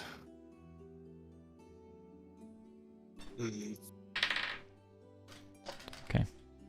Oh, everybody is treated to a decent dinner from Ruby. Okay. Mark down any supplies that you have to for that. Yep. Would the next watch please give me their rolls? At disadvantage because they'll be looking at each other the whole time, right? Yes, that's Gourd and Zedaar. Gourd, roll for pheromones. Yeah, Oh God, no, All right. please. Wow. You hear? No, it? let's there not we go that go. route. Don't pay attention. Oh, I rolled a 6 because I can't stop staring. Oh my god. At how He did. good Gourd is at perception.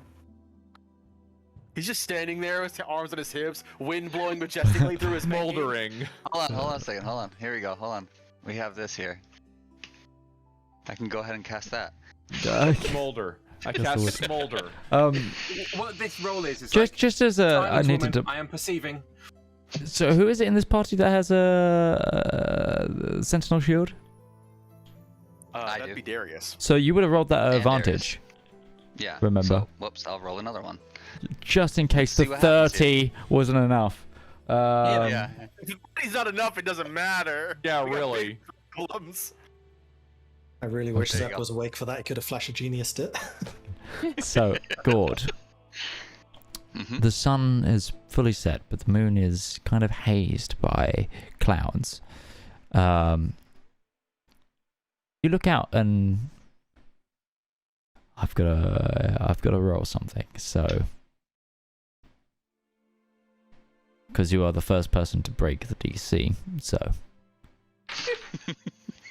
okay. Methinks a thing is coming. For a moment, brief as it is, you see movement. A little ways out, but there's just a it's like the briefest flash of a shadow. Which is unusual because the light is very little. It's you can't tell what it was, but with that perception you're like, no, that something was off then. Something was completely off. Probably about 90 foot into the field. There was just, you're not sure what it was, but something was there. You're sure of it.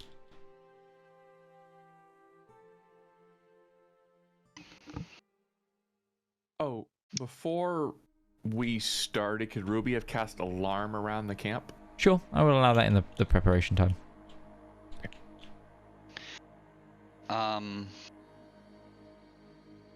You're probably like 3/4 of the way through your watch at this point. Zaraj. There's Yes. My eyes are up here. something in the field. Really? I'm going to send stone into the sky. Let Okay. us stay still for now. I'm gonna So I'll, begin to. Oh, sorry. Go Okay, ahead. go ahead. Sorry, no, go ahead. I'm gonna cast Primeval Awareness. Ooh, I have no idea what that does. I put it in chat. Yeah, let me have a look at It- that. It takes a minute cast time, so I'm just Okay. gonna sit and sort of close my eyes and allow my senses to just spread out for me in a mile radius, and I can detect fiends, aberrations, undead, a whole bunch of guys.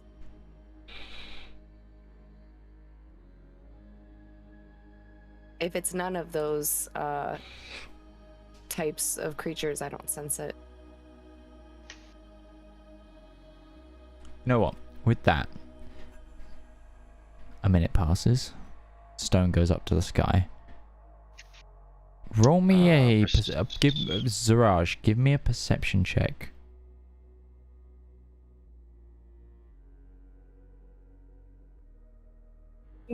Seven. Primeval awareness does not give you anything. Okay. It's going to be a 14 for Stone's perception. Stone has night vision, yes. It's a dark vision. Dark vision 60 feet, passive perception is 12. Okay. Don't forget Braun's awake as well. Braun, who you've alerted as well to this, so Braun is actively checking. Give me a perception check for Braun at disadvantage because of the nighttime. Stone doesn't see anything. Mm-hmm. 22.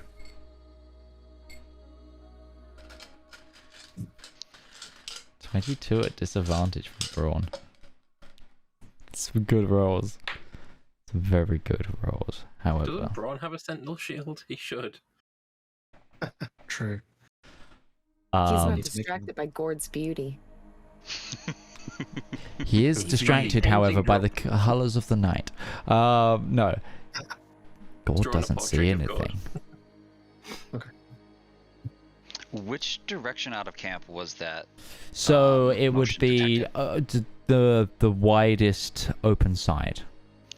Okay. Okay.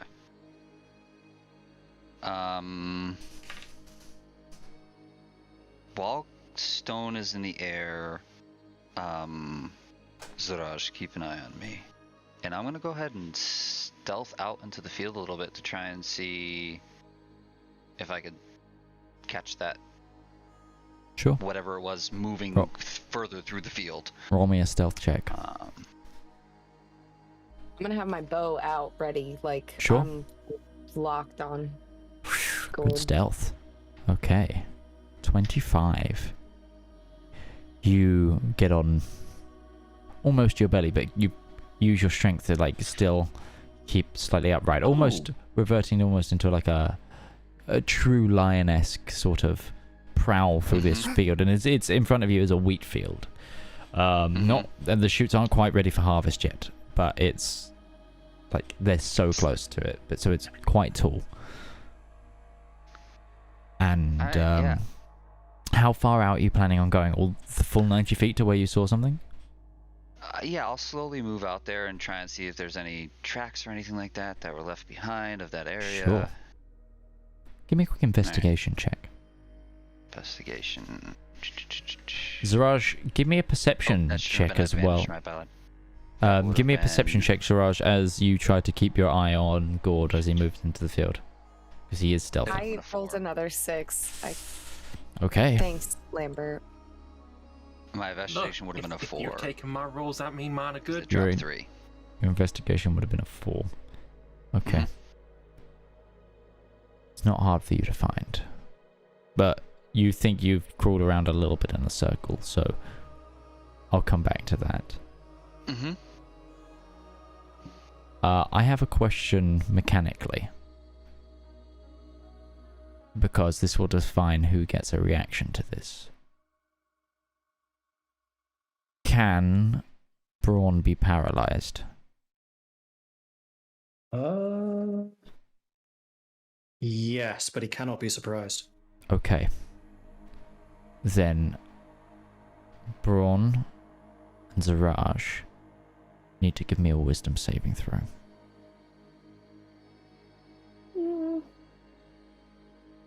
Stone is still in the sky. He is. If anything crosses within 30 feet of the camp, Mm-hmm. an alarm does go off. Correct. 17. I rolled an 11. I should have made Lehman's tiny hut. Damn it! I forgot I had that spell. I saw the scroll. There's a scroll of it. I have it. I have it. I have it ready Okay. as a ritual. I just forgot I had it. Zaraj, you feel your body just overtaken by paralysis. And so does Braun. As they both freeze in camp. The alarm spell. Now I have a question for alarm. If it's dispelled, I know about it. you know about it. You are asleep. So, I'd still feel it. you'd feel it, but you feel it drop, you are asleep. So, Ruby, this is your reaction chance. You have And I will openly say the DC for this. Concentration while asleep, middle of sleep, deepest slumber. You are Actually, this is a better question. On your because this will tie into DC. When you leveled up, did you take Warcaster? I did. Okay. So you're an experienced war mage, therefore you might be ready more so for action, I would say. So, even with that, this is going to be a DC 18. Give me a perception check. Okay. Perception? Let's fucking go! So, Ruby. 18! You wake up. Stone now notices as well. So you're awake. Ruby will get back to that. Stone notices an individual entering camp. Can it relay to you what he sees? I don't remember where the connection. I don't believe there's a. So it doesn't work like a familiar. So it just says it obeys your commands. Yeah, no, it wouldn't be able to mentally communicate. One question before we get too far in. This is something that Zep would do automatically, I just didn't say it. But Braun was still wounded, but he would just be using mend. Yeah. Basically, as they're you walking. can correct his health, that's fine. Zedaar, what's your armor class? Now, as a reminder, every time that this hits will automatically be a critical. Because you are paralyzed. 17. Okay. Oh boy. And what HP are you at right now? 49, and if I have the temp HP, so 52. I still missed with one of these. But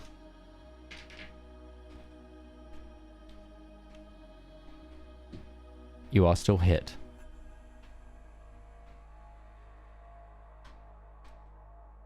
I don't have a mouse to pick up those dice. Okay, I'm gonna have to do this manually.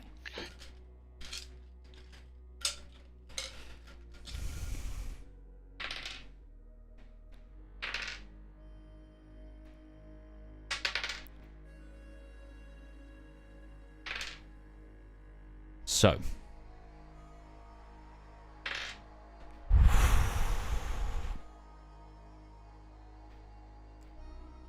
one.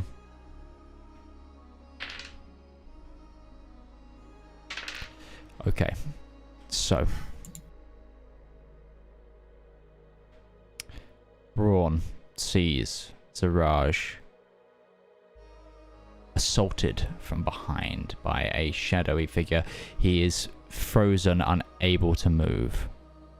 He just is dead looking at this individual, screaming from the inside as he is unable to react as Zedaar takes. So what was it with the temporary HP? 52.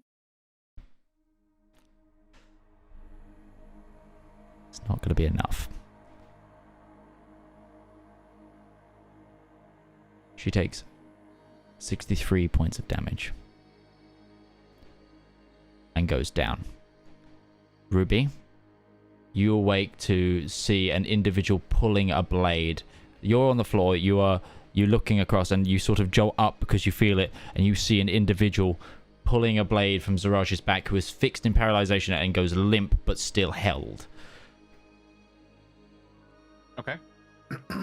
This individual is completely shadowed, and yeah, what do you do? Ruby is gonna leap to her feet, and as she does so, the flames are gonna lick around her entire form as she's going to let out a shield of fire around herself that emits a pretty bright light, a lot of heat, real fast, and she is gonna scream out, "Wake up!" Okay. I would imagine that Stone, you said that he saw this at the same time, would have roared as Ruby stood up. Sure. Which I will allow Gourd to have instantly heard that. And the rest of you will wake up. Is that the end of your action? Is that all you're doing with? Because Fire Shield is a fire spell, the person who attacked Zaraj, is within 10 feet of her? He is not within 10 feet of you. Is there one near me within 10 feet? It is just this single individual. Okay, then the flame is just going to lick off into nothing as she directs it to not hit anybody who's friendly. Okay, off into the field. So Valmyr is a pretty heavy sleeper. He's going to sleep through this one. No, you're not. Joke. So, next on the initiative order. Actually, do you know what? We're going to go ahead and take this break here. And we will rejoin us for the second half of this in just a moment's time. So we haven't even rolled initiative yet.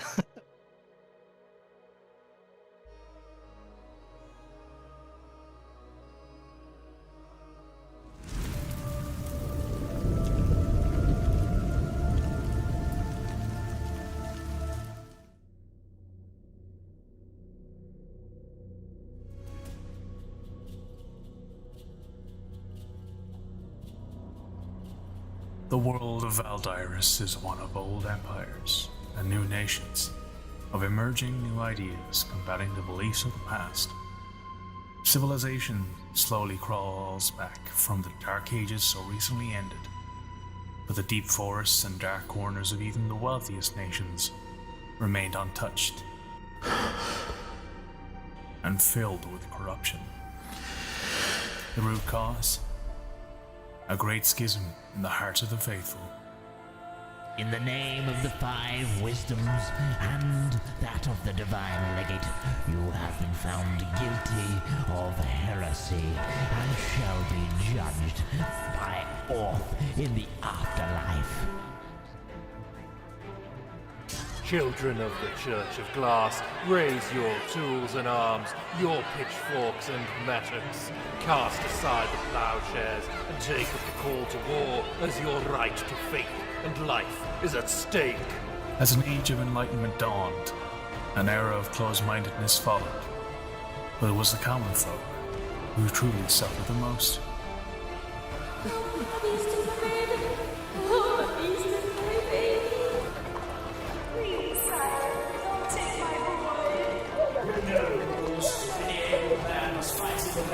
Fight for his king.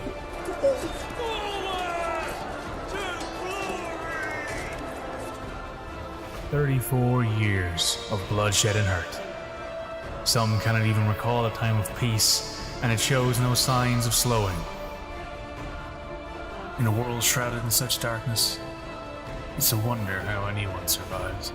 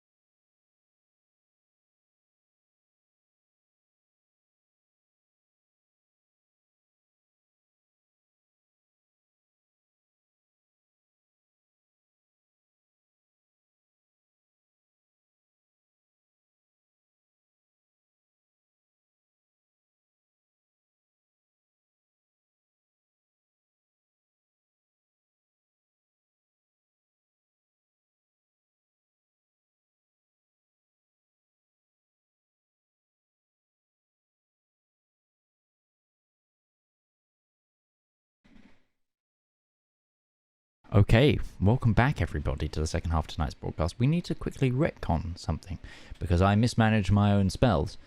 As the knife pulls from Zedaar's back, the paralysis breaks and she doesn't quite go down. So, I need everyone to roll initiative on this ambush encounter. So, Zedaar. I'm going to use a point of luck. Okay. Just on that. As this knife is pulled from and the paralysis breaks, you turn to see this, because you're the only one close enough right now. Under the hood, this gnarled up. You're not sure if it's a drow or some dark skin fey featured individual with scars up the side of their face, like a permanent smile. Their teeth, no lips, just glaring at you, eyes piercing directly at you.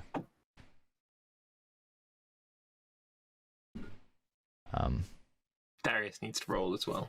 Yes, I will roll for Darius. Roll for Darius.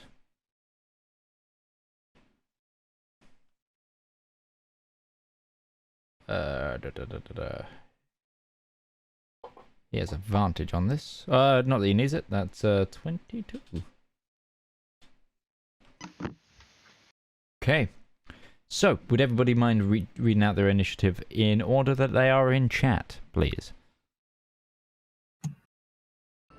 Yeah, so I got a 7, and then I rolled a piece of luck for it, and then I got a 4, so 7. Okay. 18. It is a 19 for Zedaar.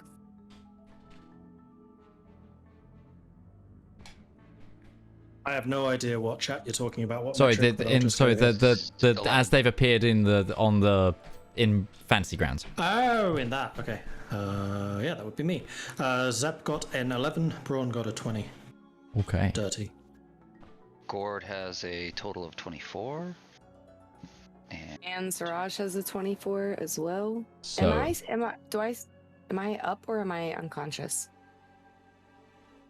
So, because of the retcon, you are up. Is there a map? No. Okay. Zedaar, it is your turn to act. What would you like to do? Is the person that almost murdered me still like right behind me? Oh yeah, they're like, so they've pulled the knife and they've got a hand on your shoulder, sort of thing. Ooh. And you've just like twisted and you've seen this grimace. I would like to drop my bow, whip out both of my swords, and turn around and just try to swipe with both go of for them. it. Go ahead. Ooh, Make your just attack. a little thanks for murdering me kind of thing here. So attack 1 is a 22. Hits. Is there anyone within 5 feet of us for sneak attack damage? No, there is not. Okay, fair.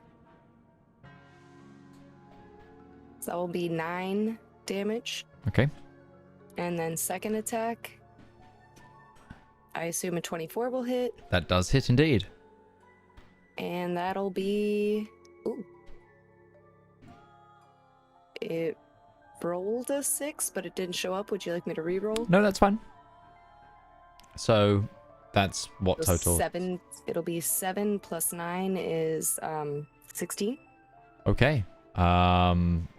16 points. You give a slash across the stomach with both your scimitars. And you see the individual just kind of look and go. And just laugh at you. And then I would like to back away without invoking an attack of opportunity because of my Horizon Walker stuff, and I just sort of back off, limping. Sure. Gourd, it is your turn. Okay, great. So Gourd is going to use his action to dash 80 feet. Okay, you are 10. Camp. You're 10 foot away from being back at camp. Yeah. Okay.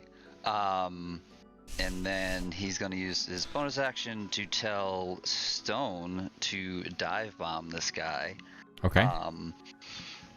So he's going to fly straight in at this guy and go for an attack. Go for it. That's going to be, I think I put it on here. It should work. So a stone just takes from the sky down towards this target that's attacked Zedaar.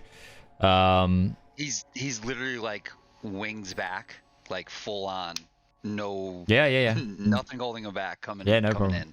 Like a rocket ship crashing down from the sky. Yeah. So this should be it. And that's a 7. Okay. Great. Fortunately, that does not hit. Okay. The individual. So the individual just land as. Next one. Yeah, the individual is like. Stone is on target, but the individual just kind of hand springs backwards and like bicycle kick kind of maneuver sort of over himself to like move him like 5 foot away from where he just was. Okay, yeah, so I'll have Stone just be like imposing in between Zedaar and the smile. Yeah. And are you doing anything? Bonus action, anything? That would be action. My bonus action was command Stone to do Okay. that, and that would be it. Yeah, okay. I don't have a reaction yet. So, I need to do a roll-off between Darius and the individual. Would someone like to take the roll for Darius? Was that a surprise round? Should I? He had a surprise round. Okay. That was an 11 for Darius. Sure. Oh, that's a D12, not a D20. And he still beats him. He does beat him, so Darius is going to go first. Darius.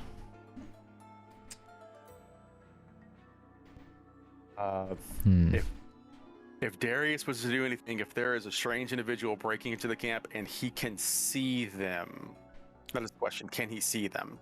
Well, that's what he's just about to do. So, Darius draws the Sunblade and expands the light up. So this individual can be seen by those who can't see them. Actually, no, there was already light from Ruby's fire shield. 10 feet of it. Yeah. 10 feet. Okay, this person is out of that. So Well, I was gonna think he also has the Gem of Brightness, so he could just, dawn in the middle of this camp right now. it's very true. Well, it's 10 feet of bright and an additional 10 feet of dim. Yes, it still would be out of the range of this individual. But I'm just trying to work out if to change the luminescence of this. It's Is a bonus that an action to action? ignite it, and I think a bonus action to also make it brighter. Oh, really? Yeah. Okay, so Whereas he I just... think the Gem of Brightness is just like 30 feet of bright light and 30 feet of dim light. Okay, well, Gem of Brightness is then. I was going to see if he could try and do this and then shoot the Gem of Brightness. Was what I was aiming to do. But, That would be a very Darius thing to do. so do you know what he's going to do? He's going to action surge and shoot the Gem of Brightness. Sure. So he's going to do this, and then, so bright light, and then he's going to shoot the Gem of Brightness. What is the DC on his Gem of Brightness? Where is this in his infantry? 15, I think wanna it's say? 15. Yeah, I just wanted to double check.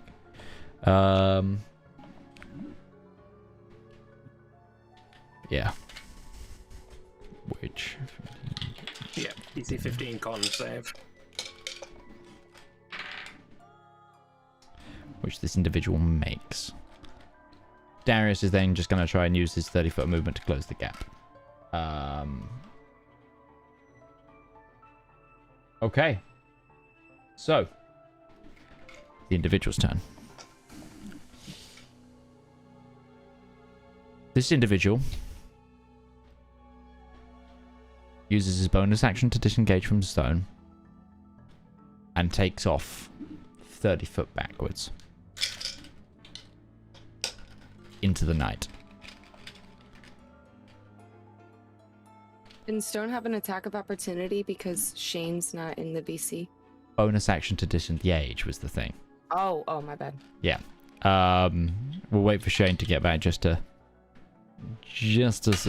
bonus action disengages from stone, moves another 30 foot back.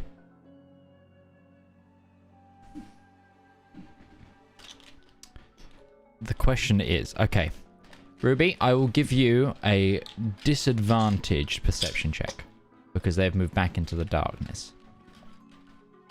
But you're kind of fixed on this individual. Hey. So I will allow you this.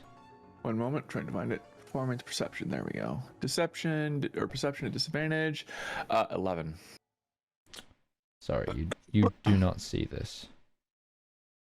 I don't see him disappear into the darkness? Well, you see him disappear in the darkness, you don't see what happens next. Okay. Ziraj. Also, you see this, however. The individual gives you a soft wave goodbye and then casts a spell and moves away. As your ranger class, they just misty stepped. Oh, okay. But next in the initiative order is, I think, Braun goes at the same time as Zep, does he not? Yes, he does. That's so, it'd be Zedaar. Zedaar is standing up and is not immediately aware of what's going on, other than probably just seeing a shadow dart away and then vanish into thin air. Mm-hmm. You know what? I got the spells to use, and I'm gonna do it. There's a nice little gap here between the wall of the lean-to and this tree. Zedaar is just gonna gesture his hand over. He's gonna cast Guardian of Faith on that spot. Oh, so shit. A 10-foot spectral warrior kind of rises up out of the ground, a shield in one hand, a giant war pick in the other. If anything comes within 10 feet of it, it smacks the shit out of him. Yeah, okay, lovely. There's... It's like a shield of pure radiant energy rising through the ground, slowly forming up this statuesque figure holding itself proud at the front. You can't quite tell if it's a Dragonborn or not, but the armor, the full plate that it wears is fairly draconic in features. A large tower shield and a war pick slung over one shoulder, like the war pick like readied but over a shoulder, like ready to use the shoulder as a launching off point. And that also emits light, correct? It does not emit light. Its weapon and shield gleam a little bit, but it doesn't actually give any light off. Okay. So it's just kind of a faint ethereal flicker on this. Yes, it is a faint ethereal flicker. I wanted to cast it before the rest, but people were like, no, let's hide. I'm like, you know what? No, that's fair. Let's hide. And then Zedaar's just going to hold position right next to it. So if anybody tries to fuck with them, they get smacked in the face by God. Sure. I don't have a bonus action. That's Zedaar's turn. Sure. God is ready to receive. Ruby. Going over to Ziraj, since I can't see this guy. Are you all right? I'm bleeding a little bit. I touch my wound, like.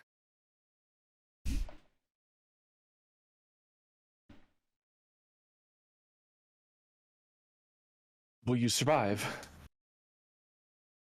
For now. Okay. Let us hope he does not come back for me. Yeah. Ruby is then going to flick hair back into existence. Does he emit light?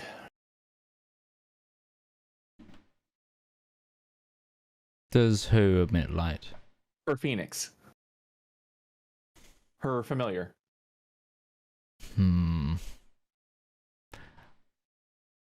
If it is, it's like 5 foot Okay, that's fine. That is maximum, because that's a bit past the limitations of the Find Familiar spell. No, it's fine. It's fine. I do not remember if it is a bonus action to summon him into existence or an action. Double checking. Depends if you're rich. You're blah, blah, blah. No, he never died. He's just there.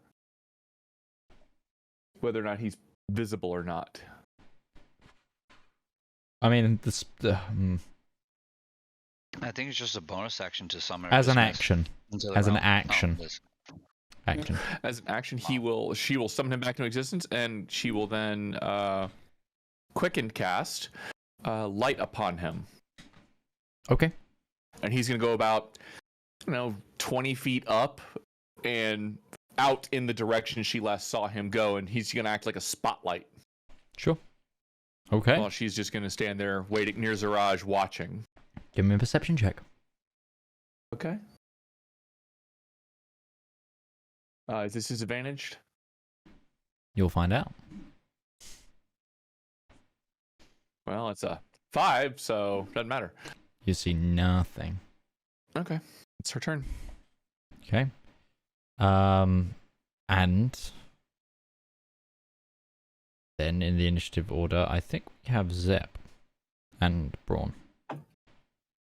Valmyr, you're going to be on deck after this, so be ready. Okay, so Zep is waking up from his deep slumber and does not really know what is happening. He just sees Braun standing strangely still. And Zaraj... Oh yeah, Braun needs to roll another wisdom save. Cause, at the end of his turn. Yeah, he should have had another one as well. Same with Zaraj. Okay. Okay, so I will roll a wisdom save, though his wisdom is terrible. No, never mind. Natural 20. Like, same as Zaraj. I feel so bad, Mage. You have no idea just how bad I feel about this. So,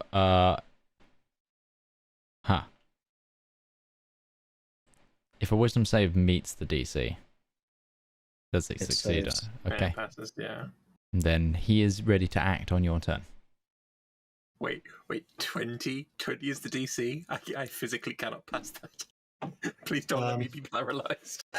That's why you may have already failed once. So with Braun's abilities, was he able to see where this guy went? Only as much as everybody else. Quick note, Midge, the stream cannot hear the music. I can't hear the music either. I've been trying to sort that while we talk. Sure. Just don't bring it up.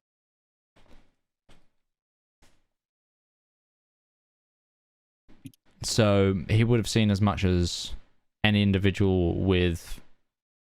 They would have seen the individual in the... Like, while they were in the light. As soon as they moved into the deep darkness, might have struggled. But give me a perception check just in case. Disadvantage because darkness? We'll roll it flat for now because there's been times where he can see and times where not. So it's almost as a tracking. So Natural 20. Although he didn't see it, he definitely saw the wisp of magic that left this individual as they jumped. So he doesn't know where they've gone now, but he saw them up until that point.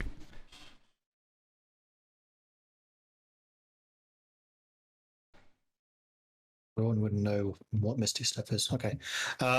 Ruby's used it. So has Valmyr, I think. True, but Braun's not a mage, and he wouldn't know like the specifications of it to how far they can go. Okay. No, he would not know that. That's more what I was interested in.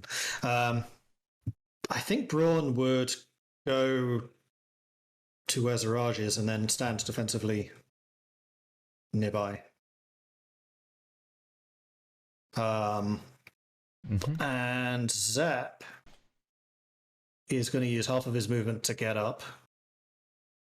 Sure. And then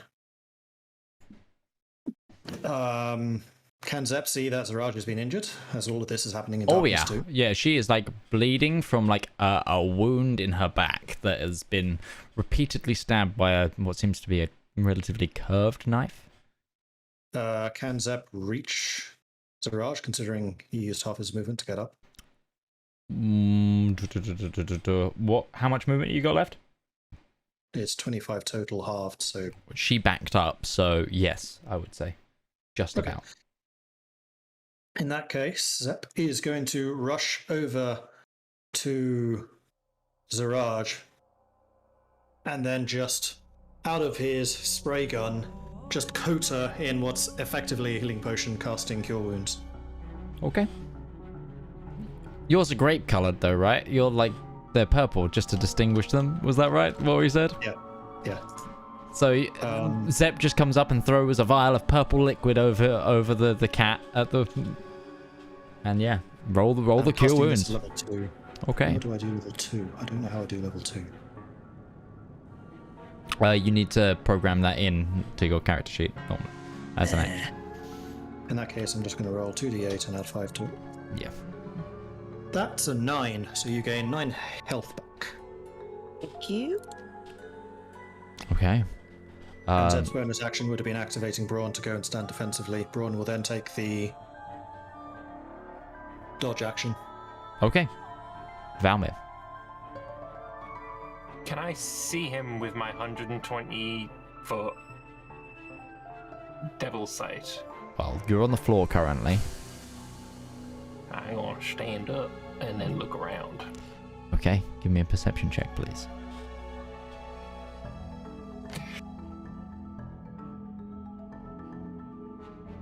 Oh, 21. Okay. You do not see them.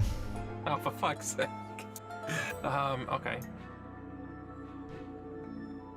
In that case, what I'm going to do is... I am going to...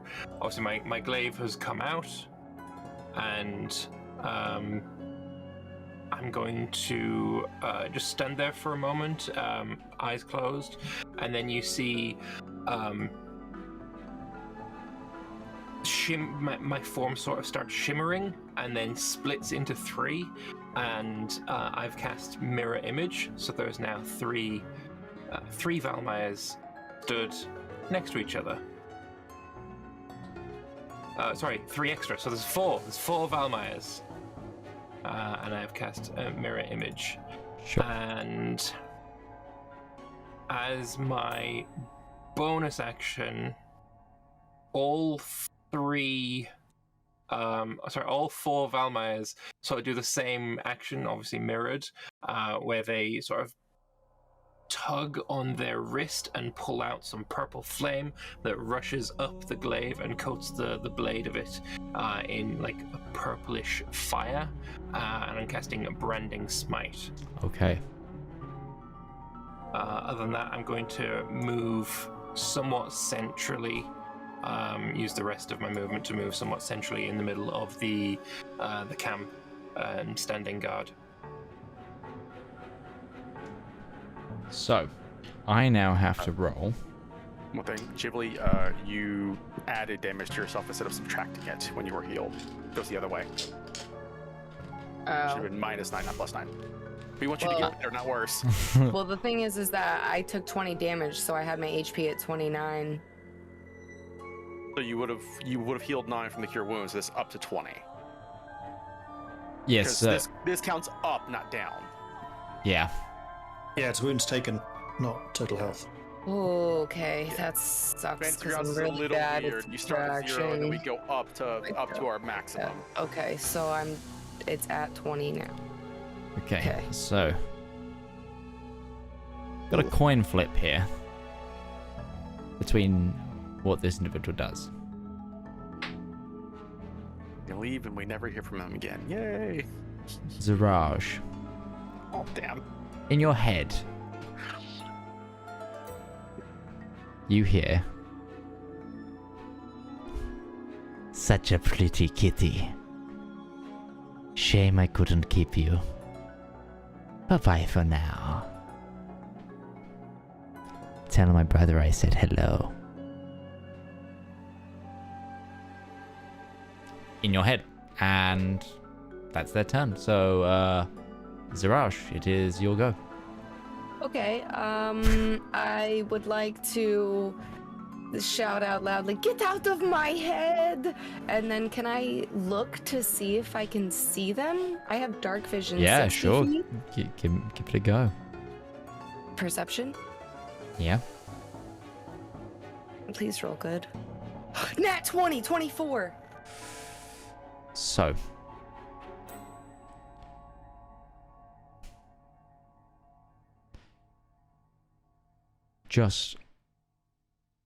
You saw a direction in which they ran. Almost like they smiled at you as the message went through, and then bolted. And whilst you can't see them now, you could make it a disadvantage bow attack, probably. How far away are they in the event that I wanted to cast a spell? Within 90 feet? No, they're not. No? No, this is heading on. That's why I say bow, because they disengaged 30, Misty Step 60, and then just bonus action dash and movement ran. So they are. Misty Step is only 30 feet. So yeah, they disengaged 30. Disengaged plus 30, brought it to 60 total. Okay. So they're 120. Yeah. Minimum. And you don't know what their full movement range is? My longbow, the first range is 150, so it's still at disadvantage. It's a disadvantage because you can't see them anymore because they're outside of your dark vision range. Gotcha. Okay. So it's not because you're out of the bow's range, it's because of out of your visible sight. With the 12 for my first attack? Unfortunately doesn't hit. Okay, extra attack. Can I do it again? Yeah. You have an extra attack? Yep. I didn't use it last turn because I forgot. 14 probably still doesn't hit. Sorry, it does not. Okay, one more kind of technical question because it's not put on my character sheet correctly. I'm with my fighting style, I'm supposed to be able to add my dex to my offhand weapon. I'm not going to retcon that damage, but can I add that +5 to my offhand scimitar for my dex? Sure. Okay. Yeah. That's my turn. I would like to point in the direction, like, I think he's over this way, if it can help anyone after me. Sure. Which is Gourd. Probably the only person with a small hope of catching. All right. I believe Stone has a 60 feet fly speed. I got dropped out again, so I don't have his stat block up. Give me a second. Either way, I would tell him to kind of take back to the sky and give chase. And he has dark vision, correct? Yes, he does. 60 feet. Dark vision, 60 feet. Sure. Cool. That would be Stone's move. Let me see something here. Sorry. There we go. All right. I would then. I'm gonna dash after this guy. So another 80 feet off in the direction that Zedaar pointed, and just try and see if I could keep on his trail. Okay. How far are you running? Sorry. 80 feet. Okay. Give me a quick perception check.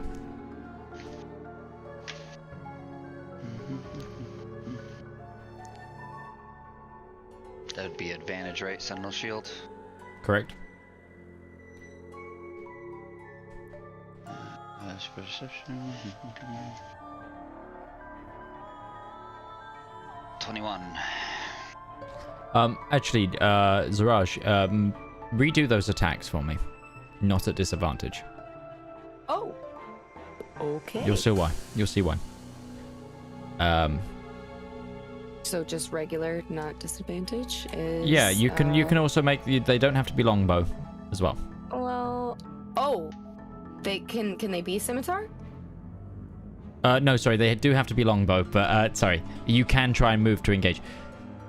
He's meant to go after you, not before you. I screwed up the turn order, so he would be away from you, but not that far. So he's inside. Is he within 90 feet? He's within 90 feet. Yes. Oh, Oh, well then in that case, I would like, instead of attacking with my bow, I would like to cast Entangle, and he has to make a Dexterity saving throw? Dexterity saving throw. Okay. And So my this changes DC things. is... I thought it was strength. It is strength, sorry. Oh, it it's is strength. It's Ooh, strength. okay. I'm looking for my spell save DC, and I have no idea where it is on this character sheet. That's going to be important. I will tell you that. I don't think it is on the character sheet, but it is 8 plus 3 plus your wisdom modifier. So wisdom modifier is 1, so 8 plus 4 is 12. Oh god, that's so low. Okay. I rolled a natural 15. Okay. So then he's not entangled. Never mind. Well, You can give chase, though. no, I'm not going to. He just murked me. Zaraj would not. She's afraid of him. Okay. No So problem. would that put him closer, or he goes between us? It would. So you can actually catch up to him with that. Okay. Without burning your full run. Dash. Yeah. Okay. Yeah, then I'm gonna just get up in his face then. Sure. So that gives me my action and my bonus still then. Correct. All right. I believe this is bonus action. I think. What's your full movement? 40. So he still moved 60. So you'd still need to move another 20 or so. So you might have 20 burned. feet? Yeah. How much All right. space would he lose because Entangle is difficult terrain? Ah. That's true. I know, I'm the bane of your existence. No, right no, now, no, Major. that's true. Theater of the mind is a lot to juggle. Yes, Yes. it is. So you would still need to burn both action and movement to get there. Is what I'm surmising I now. would have to dash to get into his space because I would also travel over the entangle, which Yes. is difficult terrain. Yes, Okay, correct. makes sense. So I would just get into his face. Let's see, bonus action. What do I have? Because he hasn't actually wait. moved in the entangle yet. Because Is this a bonus action? I'll need to redo what he Yes. does. He's still going to do the so- creepy talking because that's him. I'm gonna get into his face, and I'm going to use Daunting Roar. Oh, what does this do? And as a bonus action, I let out an especially menacing roar. Creatures of your choice within 10 feet of you that can hear you must succeed a wisdom saving throw or become frightened of you until the end of your next turn. The DC is 8 plus my proficiency plus my con, so that's gonna be 11 plus 13. So it's a 13 DC. You roar the mightiest roar you have let out in a while, in the hope to scare this person that has just attacked Zaraj, and they just look up at you. Because you're taller and more overbearing, and they look up at you and just... and just like giggle at you. Seems like it had no effect. Yep. Yeah, I got that impression. don't say. Weird. Maybe they're immune Alright. to a certain effect you just tried. A stone's gonna make he would have moved in. You've used your bonus action. Yeah, but his movement still would have. Stone's movement is different than my Oh, okay. bonus action. I command. thought it was Yeah. the bonus action was command, but I also commanded No, him to he move. can move on his own, but in order Right. for him to attack or do anything else, I have to give him the bonus So action. he command. moves up as well. So this individual just laughs at you roaring, looks back and smiles at Zaraj, and then bonus action disengages from you and takes off. You'll still be able to catch them next turn, but they've run a bit further. Okay. Darius's turn. Darius can't see shit and he's just going, Are we chasing? Are we chasing? Yes! Okay, and he begins to run off to where, into the darkness, into the night, using all his movement to do so. Up next is Ruby, I think. Zedaar. No, Zedaar, then Ruby. Zedaar's going to run 30 feet over to Zaraj, and he's going to just give her a quick little cure wounds at second level. Now we're going to do this manually, because I don't know if this is going to actually heal her or not. That's 23 hit points back to her. Back to full. Thank you very much. Zedaar heals a little bit because of Blessed Healer. Okay, well, Be careful! We're tracking him in the dark after all! That is going to be Zedaar's turn. Okay. Ruby. Ruby is going to quick cast Fly upon herself. Okay. And then as an action is going to dash following Gourd. Okay. You can't see Gourd from where you... So he went and could follow the... No, because he never entered camp properly. He just went around it. He went right past it. Yeah, in the darkness. Did you hear the roar? Was he within You 60 heard the feet of roar for camp? sure. Because we do have Darius's Gem of Brightness. That's true. Yeah. Heard the roar. Going to that. Okay. So I have 120 flight speed. She's going to go up in that direction, horizontal 40, and then the rest of it's towards right where Darius is. Or not Darius, I'm sorry. Where Gourd is as he vanishes. Yeah. Okay. It's Gourd. Sure. You can move. So you're moving to Gourd. Yes, about 40 feet above him. Okay, you are 40 feet above Gourd. Okay. Do I see... Make a disadvantage perception check. Okay. Harabek is also going to be trailing along. Yep. Disadvantage perceptions or skills. Once again, I ask for you to work with me. Please, that's nah. You 4. see nothing. Absolutely nothing. God, make him be visible or something. Fairy fire, I don't know. Okay. Next up, Zep and Braun. Okay. Well, Zep is going to rush over to where Braun is and get up on his shoulder. And then Braun is going to take off in the direction of the thunderous roar. Okay. How far is he? They are 60 feet from you. From Braun. Okay. Then Zep is also going to use his bonus action to activate Braun and tell him to run! Which is a double dash. Sure. And if Zep gets into blunderbuss range, can I see this guy? What's your dark vision? What's your dark vision range? That's a good question.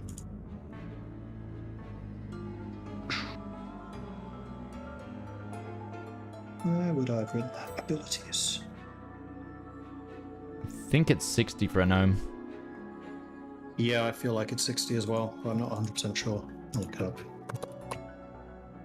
5, a rock gnome.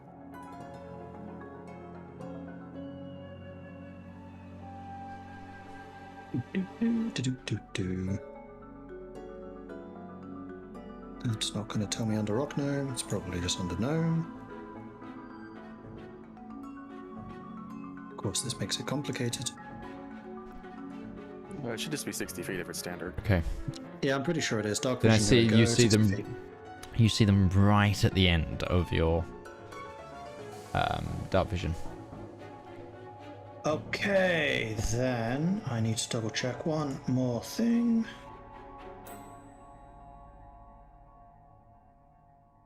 Which is, and I'm sure you can guess what I'm about to do.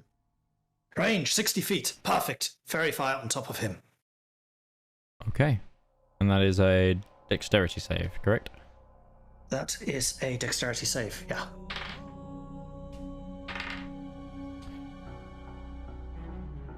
Fairy fire goes out.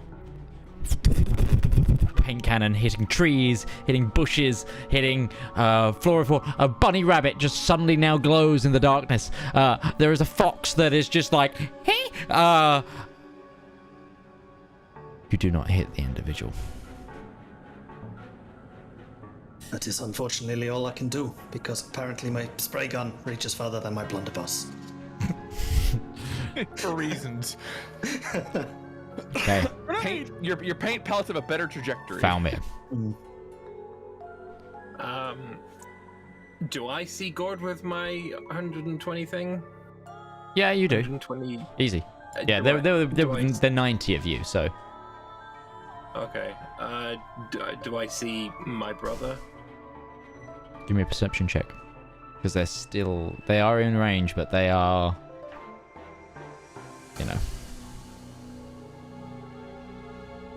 You've seen where the paint cannon is firing, so I'll allow you an advantage. Yeah. Like, there's enough things sort of pointing in the general direction for you. 11. You do not catch them, however. Flash of genius. Oh, He's flash over of there! Flash of genius +5, bringing that to a 16, correct? Yes. I will say you just about see the whites of their smile that they can't hide because they don't have lips. Oh. How far away from me are they? 140 probably at this. Angles, man. But 140. yes. I'm going to dash 60 and then bonus action pop out my my echo 15 foot ahead of me, and then have it run another 15 foot, so it is 30 foot ahead of me. Okay. That's all I can do. So I've brought the distance down to 80 foot, and it is 50 foot away from my echo. Just want to point out that you could have shot an Eldritch Blast at 120 at that point. Shit, forgot Just, about that. just as a reminder. So, but if you're happy with what you've done, we'll move on. No, I'm gonna keep it at that because Sure. Eldritch Blast isn't gonna do much. Right, I just need to read what this spell does. Okay. I'm gonna also shout out into the night. Bring it on, Midge. Bring it on. I didn't shout that. I'm gonna shout out, brother, face me then. Okay. Sure. Cool. Top of the round. It's Raj. Okay, how far is this person since I hung back last round? 60. So it's probably about 80 from you. 85. It's kind of. Actually, not bad. It's because he had to go a kind of a weird way with the entangle that he threw. It's like. Yeah. Ooh, And ooh. people decided to attack him from a different direction than the original. It's like he's not running straight away anymore. He had to kind of curve it. So it's like. The arc is different. So, bonus action, Zephyr Strike, which will increase my speed after I make my first attack. I'm trying to link it in chat and it's not going. Okay. So I'm gonna take 2 attacks with the bow. Yep. Do I have to roll perception to see if I can see this person? They are ever so slightly out of your dark vision range, so I would Well, say. I'm gonna be moving forward 30 feet. Okay. So that puts me in 50 feet. Then no. Yes. No, you don't, because your dark vision is 60. So no, So it's a straight roll. Just straight roll. Okay, great. I will say that right now with Harabek over him, Ruby has light on Harabek. But again, There's it's light the over. directions again. It's like you have light over Gourd 40 foot up, right? No, Harabek is over the drow guy, or the You Valmyr's brother. he never saw him. Harabek never saw him. So, I directed him. okay, but Harabek was behind you and then catching up. It's again, what's the movement of Harabek? 30 feet. Then yeah, she's like Okay. still 50 foot away from being caught up. Okay. Sorry, fear of And mind no is a one little is- takes a little bit, but no, it's still in Is darkness. anyone within 5 feet of No, this guy? no individual No? is in Okay, close. great. Okay, so Because just they a moved away regular from old Gourd. Yes. First attack with an 11 to hit. I Doesn't assume does hit. not hit. Okay, and then with Zephyr Strike, whether I hit or I miss, I can move an additional 30 feet. So now I move another 30 feet. So now I'm in 20 feet range. And I'm going to extra attack with the bow again. I rolled the same thing twice. Another 11. So no, but that's my turn, and I have Zephyr Strike going for a minute. Okay. Valmyr, use your boot, your ring, ring, Gourd. my man. It's your turn.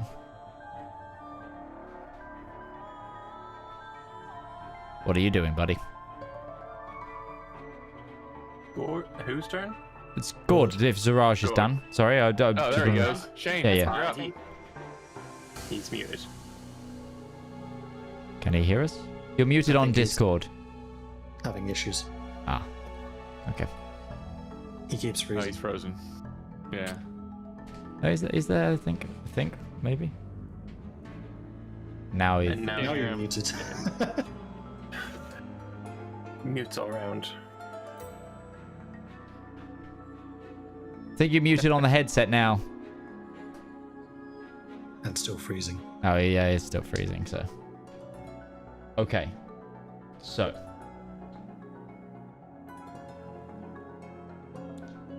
Today has just been a great day of technical. We hear you now, though. We hear you now, though, Shane. All right, I'm in. All right, I got good connection. I don't know what that was all about. Okay. All right, so this guy's like 60 feet from me now. Less than that, because he had to use some of his movement to get out of the entanglement. So it's like 50 from you. Okay. It's like 50 from me. All right. Yeah. Well, I'm gonna go for a good old guiding bolt shot. Okay. This is the first time I've cast a spell like this. Yep. So. All right. Actually, you know, I have Entangle too. I am going to cast Entangle on him instead. Okay. 16 DC. Strength.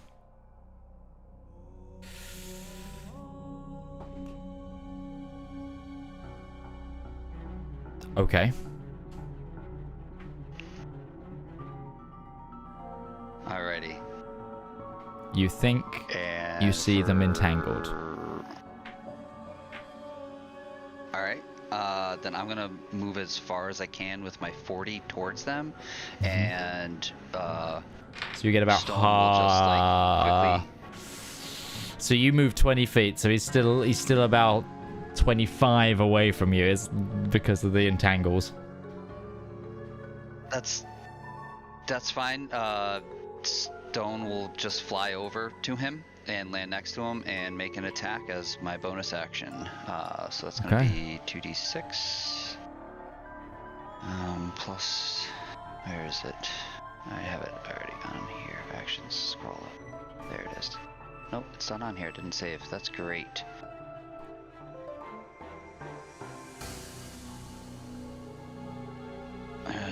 Oh, wrong one. So for hit, that's gonna be. It's only gonna be a 6 to hit, so no, that won't hit. Doesn't hit, I'm afraid. Okay. The individual's turn. And that's all I got.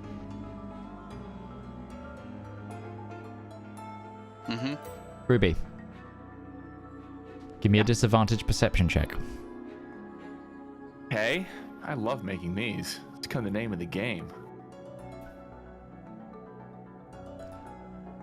That would be a 1. For a total of a 2. Yeah, you don't see this. Story of my life. Gourd, you're quite perceptive as well. So, give me a perception check.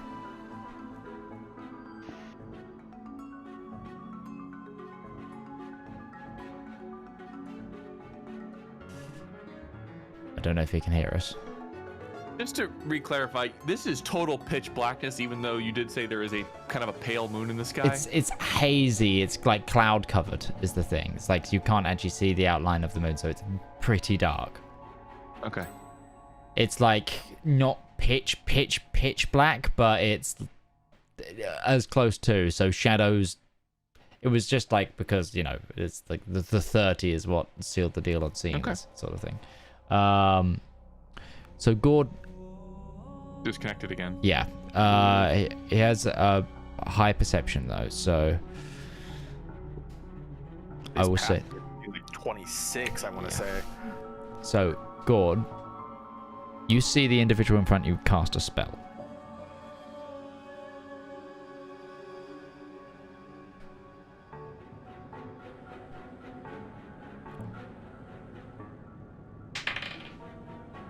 Okay. You see the individual in front of you cast the spell. And then the individual sort of does a combat roll. And like rolls around Stone and then runs off. While restrained? Isn't he entangled? This is what Gourd sees. That spell that lets you slip out of things. I don't know, it's like called like oil. Grease ball. Yeah. It's not my turn. Never mind. He's cast grease on himself. He didn't cast grease on himself. Now I need to just double check something with Entangle.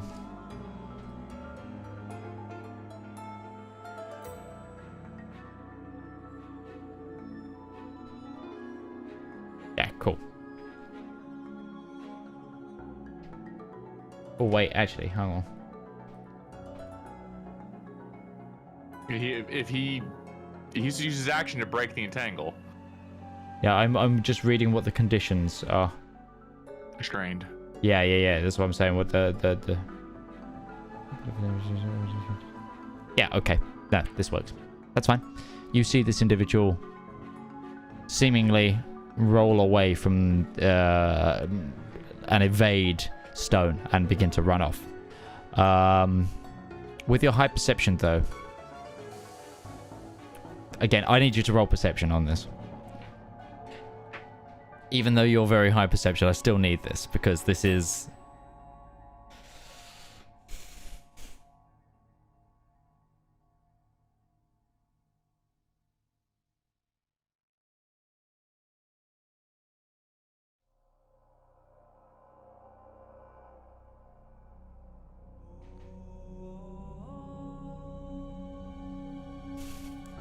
So by meeting my DC of 24, you notice that the individual, as they run away, their movement seems far greater than it should be.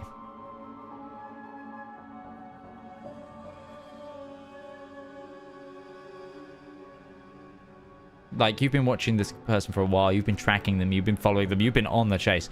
Suddenly they've just gotten either a burst of speed, but they are moving and maneuvering through rough terrain and around your Drake at a high speed.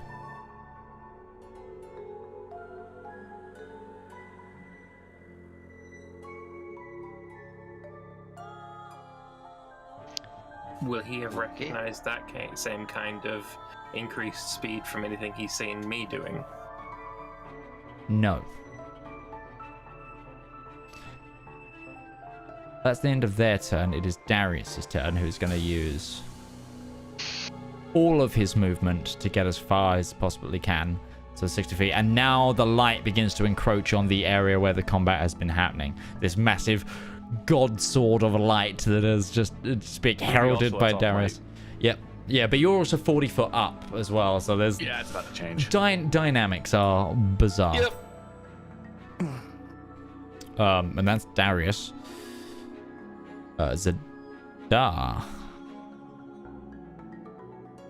You're muted. Zedaar has nothing to help in this, so he's just like, yay! He's gonna use an action to just quickly cast like light on something in the camp, so we can find our way back here in the middle of the dark, and then just start. You just point at your the statue you've made, and just go, right, this is now glowing beacon of safety. He's just trudging after the entire group, just listening to the sounds of people running through the wheat fields. Sure. Okay. Ruby. Does Ruby have an idea of where this direction this guy ran off into?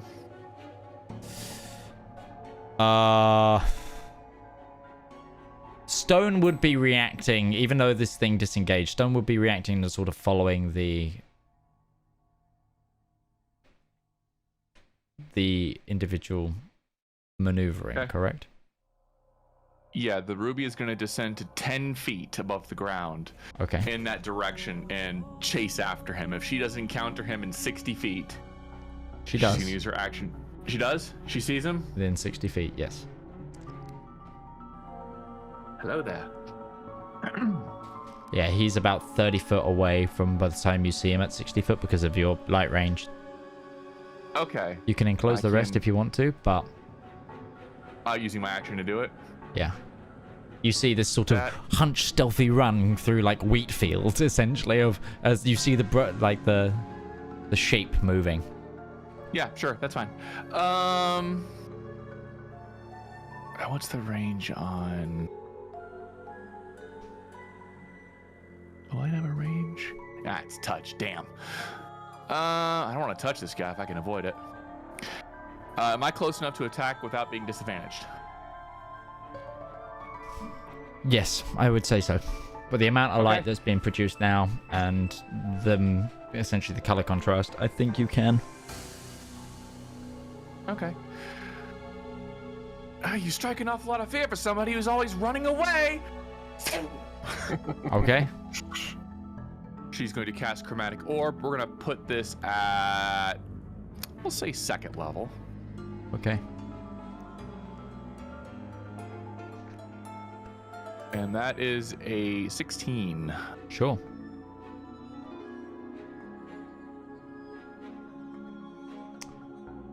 Ruby. A total of 16. Ruby. Yeah. Roll me an Arcana check. Okay. That's under skills. Here we go. Arcana. I'm proficient in that. Watch me fail. Hey, that's not 21. You all went straight through that. Confused Ruby blink.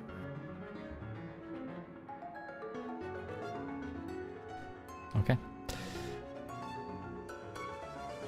Do I know why it went right through it? There's no way you missed.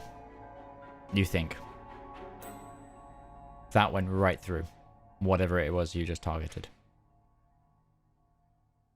No contact went through. Yeah, that's a confused Ruby look.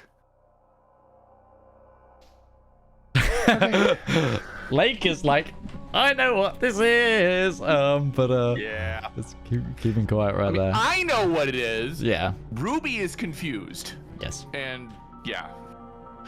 Valmyr is confused, and Lambert is confused. In both simplicity. Not maybe. I'm not saying anything. Sure. With that though, Zep, it's your turn. You just about saw this individual speedily, super speedy, run off into the wheat field. Yeah, but Zep is not taken in by this because he knows that this is Valmyr's brother, and Zep will actually shout out, "He used his shadow, just like Valmyr. He has a shadow." Oh, that doesn't go through. That would discorporate it if that was an Echo Knight ability. Zep is going off of what he thinks.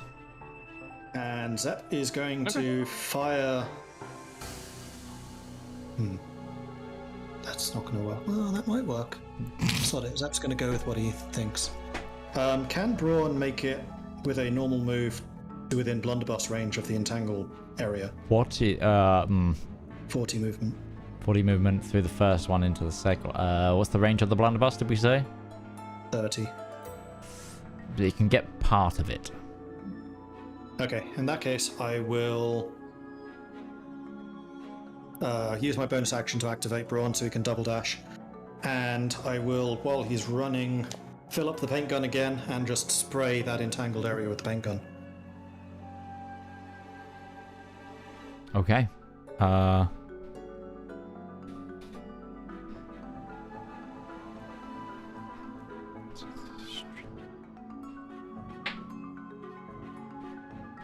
What's the DC on your... 8 plus 5 plus whatever our proficiency is, 3. 16. If they're still restrained, I think they have disadvantage on dex saves. Yes, they do. That's They true. do. However, this individual has something that's providing them an advantage. Mm-hmm. Fair. So...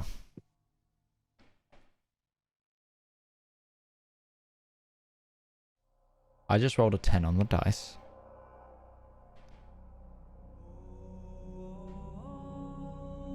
It's a dex saving throw. which is gonna succeed. You needed me to roll a 9 on the dice. Do I will apologize. still say he is in the entanglement. He has not moved. Even though I can't see it and he's not lit up. This is what Zep believes. Okay. Valmyr. Yeah. Okie dokie. Okie dokie. Okie dokie. Okie dokie. How far am I away from the entangled area? Consider what you moved. Probably about 60 foot from the echo. Oh, 40 foot from the echo, which is however far from you. The echo is going to move 30 foot forward, and then I'm going to swap places with it. Okay. So I'm 10 foot from the entangled area. Which means you are in the other entangled area. Is there a way that I can move him so that it isn't in the entanglementless place? There's a lot. Is the first entangled area for me? Because Yeah. that would have went away when I cast Zephyr Strike. Because Oh, of right. Okay. concentration. Then it's not in another entangled area. Oh god damn it, I could have been in blunderbuss range. Yeah, he could have done. Sorry. Son of a bitch. I didn't realize we were still counting that. Yep. Sorry, that was me. It's happened. And you're saying he's in this area? Yeah, Zep is definitively saying this. Zep is. But you have seen him run off. So it's down to who you believe. I know I can go invisible. So I know that that is a thing that is possible, that is to do. I trust Zep. I think he's the smartest person I know. If you trust Zep, then you're fine. He is the smartest person Valmyr has ever met. So he's going to trust that. Can I look at this entangled area, specifically looking at the grass, the weeds that are there, the entangledness, looking for like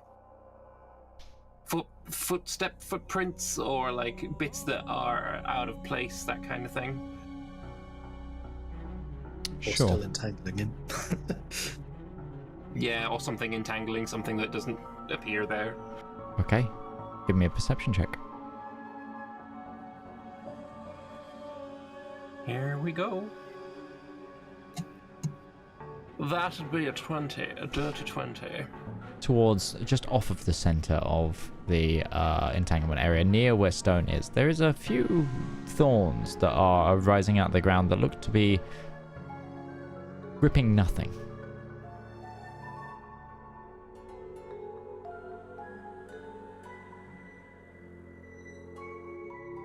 Okay.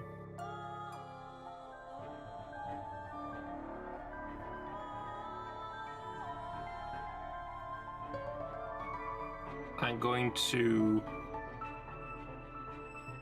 cast Eldritch Blast on that location. Okay. Make your Eldritch Blast attacks with disadvantage.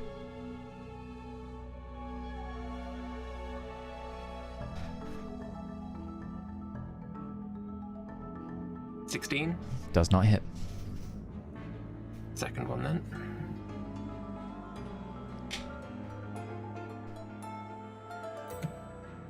Uh, 19. Does not hit. Can I use my last luck roll of the? Do I have to say that before or after? Actually. I'll allow it. But before the outcome is determined. I shouldn't. Okay.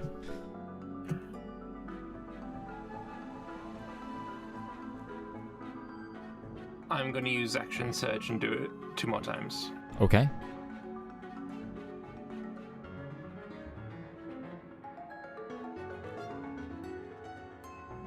Last try. Oh shit! I need to be at disadvantage. So. Of course, now he's rolling Nothing. 20s. Yeah, I rolled 2 20s there, but it was both at disadvantage. So. So sorry, yeah, but none of those hit. Everything misses then.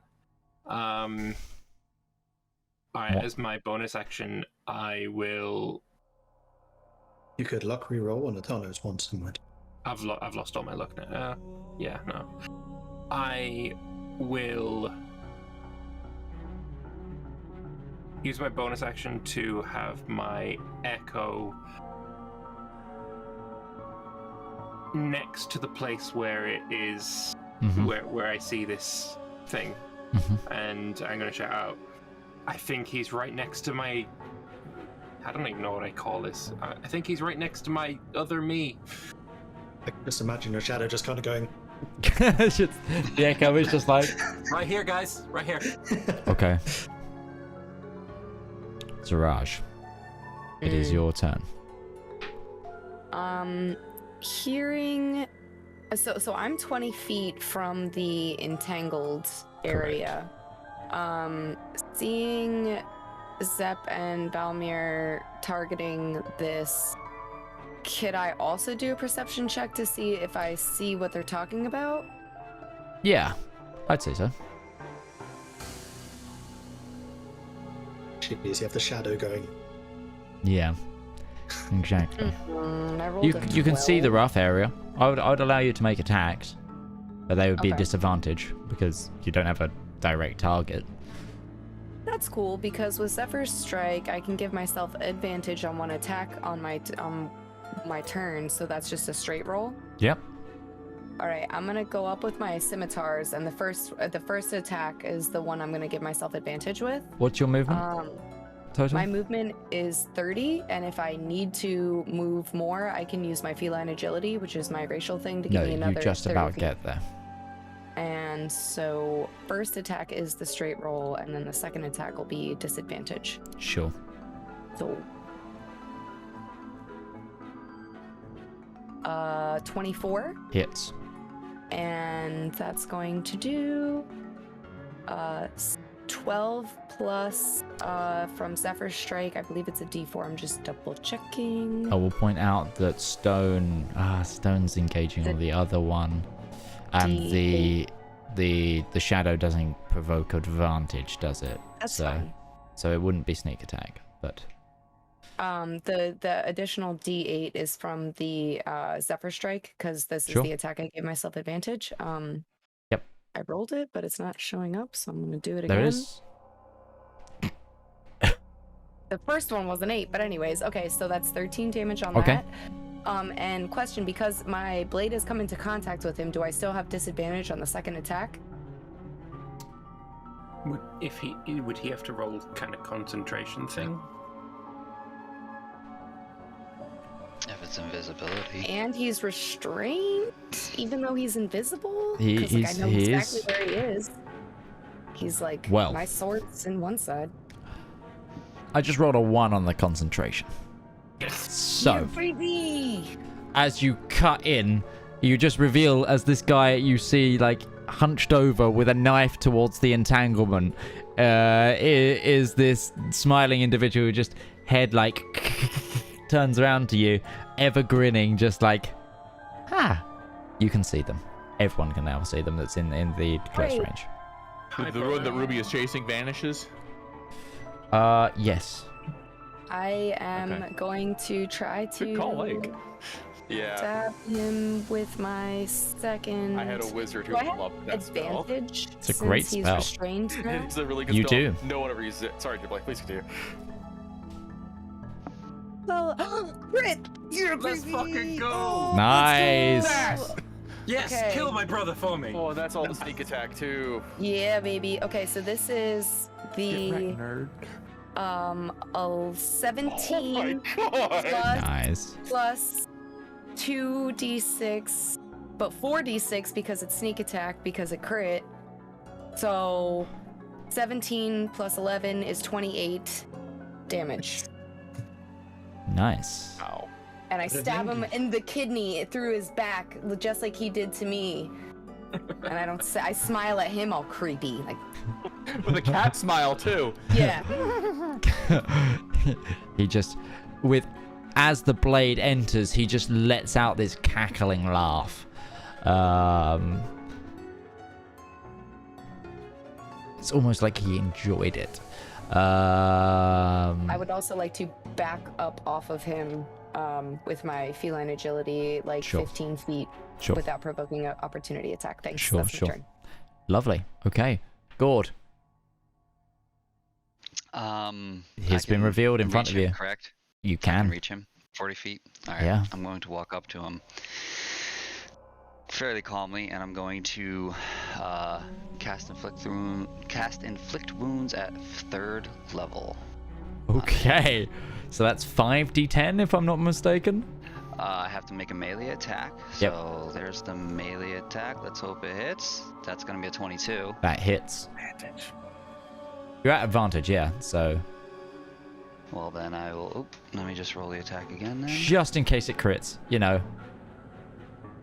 A 24. Still hits. Alright, yeah, so- roll them bones. So you're doing it at 3rd level, so it's 3d10, 4d10, 5d10. 5d10. Necrotic damage coming out. Oh, that's a 24. good roll as well. As you put your hand I'm going to towards... grab him by the throat. Yeah, you pull him by the throat and pull him as much as the entangled thorns will pick him up.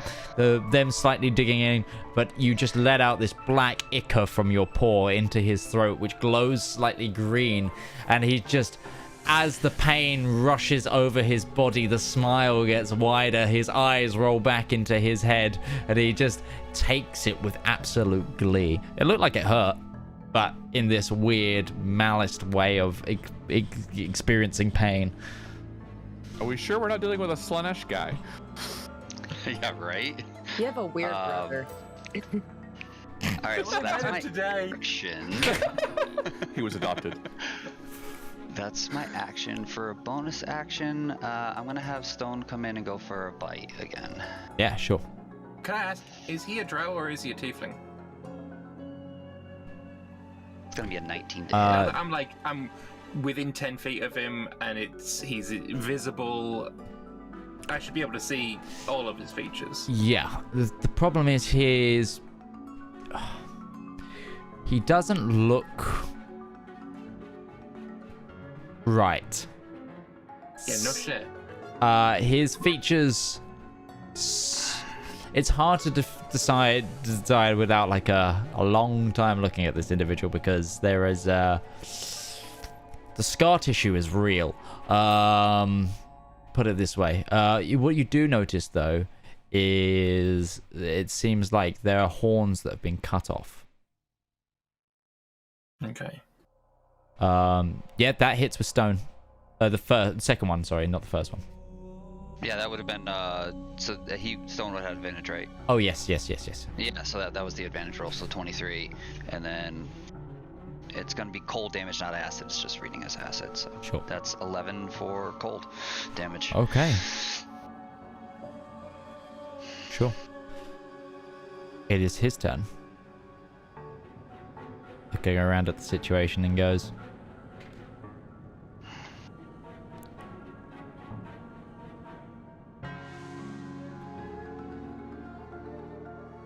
smiling.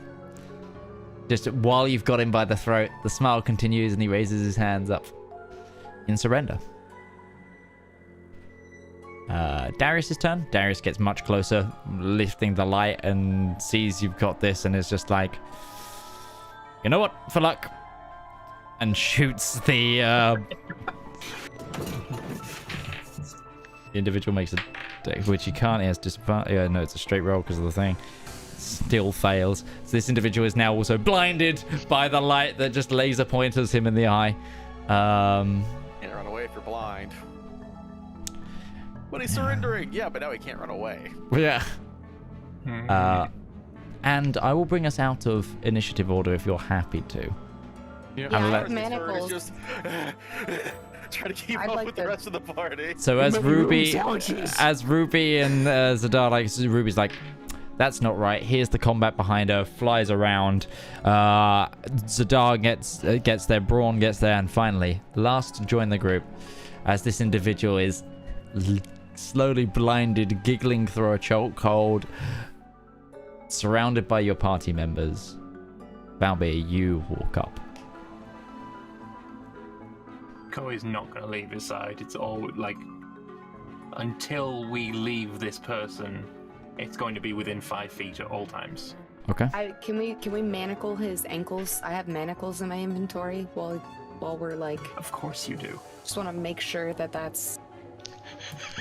I want to make sure we get his ankles locked. Hey, Gourd, just in case that's what you got coming for you.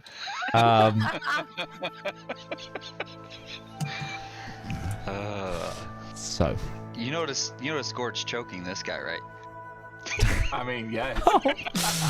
And he's enjoying it. And he's enjoying it. So.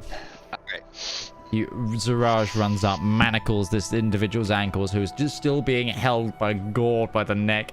Throwing up his hands in surrender is just... Gourd, I have a question. Are you going to choke this person until they go unconscious? Probably. Okay. Just unless somebody forcibly breaks the hold of my hand on their throat or hands on their throat, I'm just going to hold them. I'm going to put my... Just not forcibly, but I'm going to put my hand on your arm and say, let him down. While he's awake or when he's asleep? While he's awake. Okay. Yeah. You let him down. As he falls to the ground and the manacles take over his legs, some more of the entanglement just kind of like wraps around his arms and buries into the ground. That's fine. I'm going to hold my glaive out towards his throat. What are you? As a mechanical note, the entangle would probably drop in about 40 seconds or so. Okay, that's fine. I think it's only a minute. Okay. He looks at you and goes, I'm you.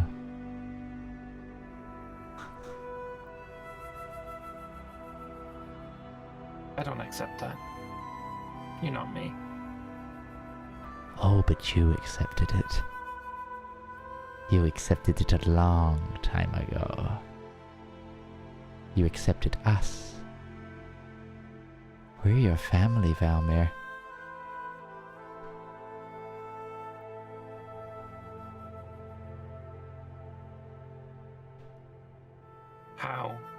How am I you? How does this, and I'm gonna like gesture towards everything about him. How does this happen?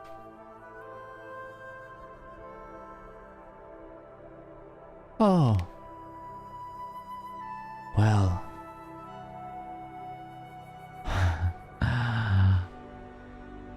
I'm just an extension of my other canvases. Practice makes perfect, and I have to live my art. Because I can live it while others don't.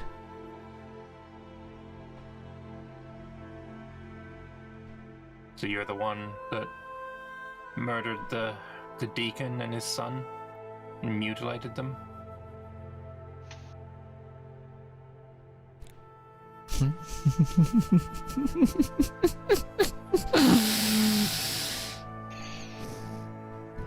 Mutilate is a strong word. I made them beautiful. Is that what you think?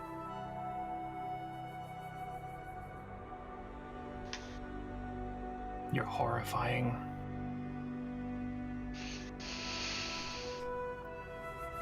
We need to set him up. With his capture, we can take him back to the Duke. They may want to question, not the Duke, the King of Ate. He may want to question him. This is a living individual with direct involvement.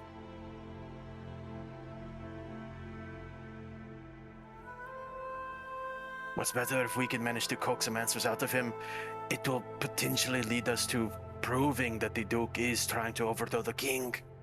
This is everything we need right now.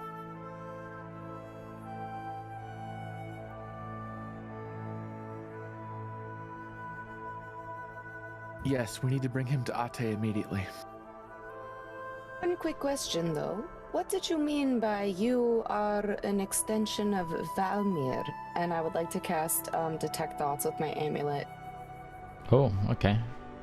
Oh God! Never go into that guy's crate. It's like a bag full of. I'm Cats. terrified, but I don't Well, she believe lives his there, so- lies. Hey, it was, So- nice, it was so- nice knowing you. With detect thoughts from the amulet, do you delve deeper? Yes, I'm searching for the answer specifically about what do you mean you're an extension of Valmyr? Like what do you mean you're the same?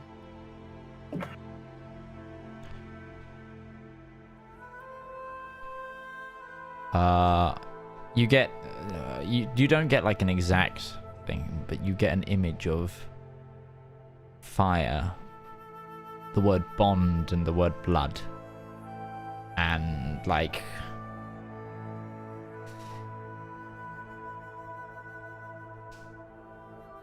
hold on, let's see if this individual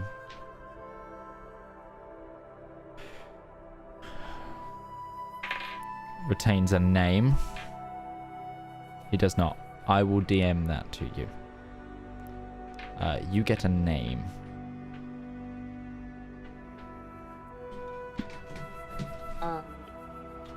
He needs to make a wisdom save against my DC of 13. Yeah, he failed that. Oh, good. Okay, cool. Just this person doesn't think straight is the thing. I'm having to check the manual version of my Elendor notes. Give me No 2 problem. I'm moments. trying to link the spell in chat, and I can't link stuff anymore, so I don't know what I did wrong. but Drag the dragon head over to I chat. am, and it hasn't not work. all session hasn't worked for me. But I've it been having does. crazy technical issues too. It does say that I understand that this guy's kind of crazy and doesn't think straight, but it says Mhm. questions verbally directed at the target creature naturally shape the course of its thoughts. So the spell is particularly effective as part of an interrogation. Yes, so what you get is there's a lot of words and a lot of images. Without knowing too much, you feel like there is some sort of both physical blood bond and they share a similar gift is what you get. And you also get a name, or what you think is a name, which I'm gonna DM to you here.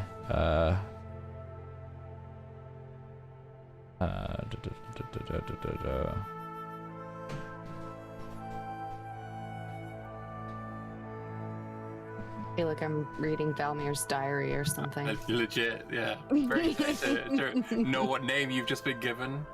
I'm gonna hold the glaive like right up against his throat and say,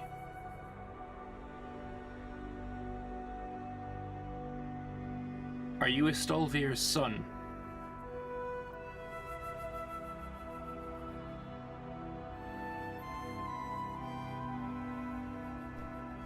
Just grins at you.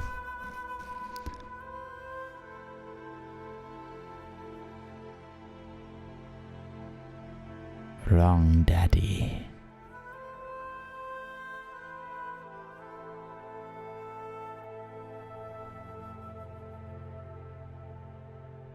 And then just bursts into a cackle. You can't be.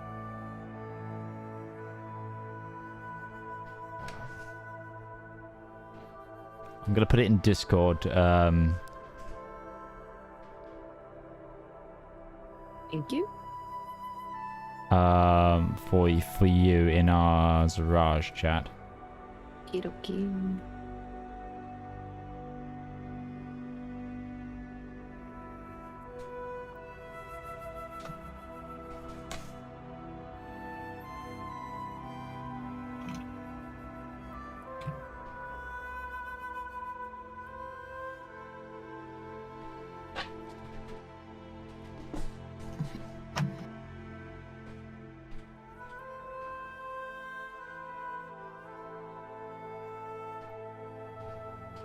I don't actually say this to Valmyr, and instead I pull Ruby to the side and I want to whisper to her so that Valmyr can't hear and tell Ruby I I gotta mute believe- myself then. that they are related through Aroka's Roskov. I do not know what to do with this information. It seems very arcane in nature. I don't know if perhaps this is something that we should not discuss in front of our prisoner.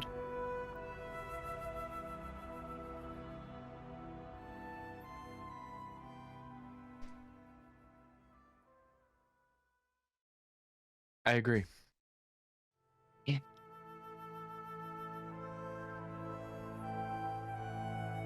Perhaps he needs a little bit of a nap.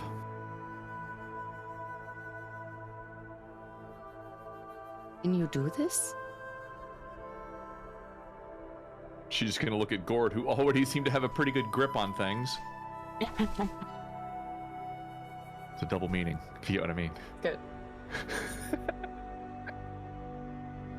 I'm back. Valmyr, give me an insight. Oh boy, another roll. I love insights. They're so insightful. I'm proficient in these. 5. That name just sort of washed over the individual head. You can't tell if it's no recollection or they're hiding something. You've no idea. It was also whispered to Ruby, so... No. With the name that Valmyr put towards the smiling man. Ah, I apologize. Yeah, Ruby has no idea of either of those names. Poke me, you.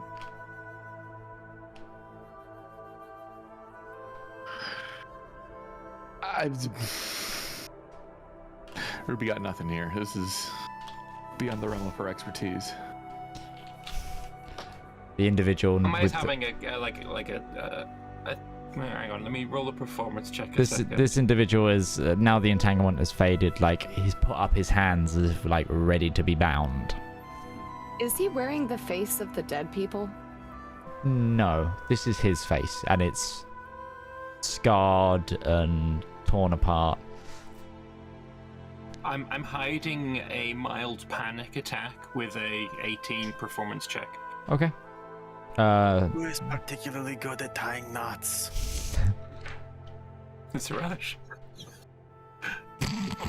Braun steps forward. Is like Braun is like I am a sailor. I've got this. And Bind him and manacles are on the leg. He Okay. takes 50 foot of hempen rope and just begins like winding and Arms are tied binding. together, Yeah. and it's tied to the torso. Yeah, it's like that you are hog tying and like so Can't we're go not. anywhere. It's like this individual is wrapped up tight. Someone else would Also gag definitely. him. I don't want to meta play this, but this is something you mentioned which Zep might pick up on, considering what Zep is. You said that a lot of his powers are based on an item. Would Zep be able to identify this item? Give me a quick artifice check. And would Zep notice that? Well, it said He was something was powered. inverted, but you would notice that there's something to check out for sure. Okay. That is a 22. This individual has got a couple of magic items on them. I think we should remove these items from his person. They may give him additional capabilities. But we'll And I'll take point them, them out. whatever they are. Silver. Okay, so you take off the individual's boots and cloak and gloves. Okay. What about the blade they were using? And necklace. It seems to just be this. He's So- disarmed. Yeah, the blade that you're using seems to be Gone by any chance? no, not gone, but it's kind of horrific. So have you ever seen like a kukri knife? It's like a large kukri, but the handle is also slightly swollen. And Zep, you pick this up, and it seems within the handle is stored a number of surgical tools. So it's like the handle is almost a Swiss Army knife of torture. Convenient. In craftsmanship.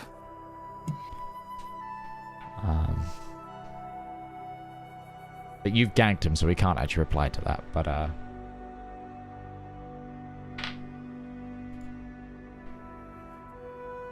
And seeing this, Zep actually goes really deep into thought and kind of just starts ignoring everything else. Oh God, you're giving him ideas.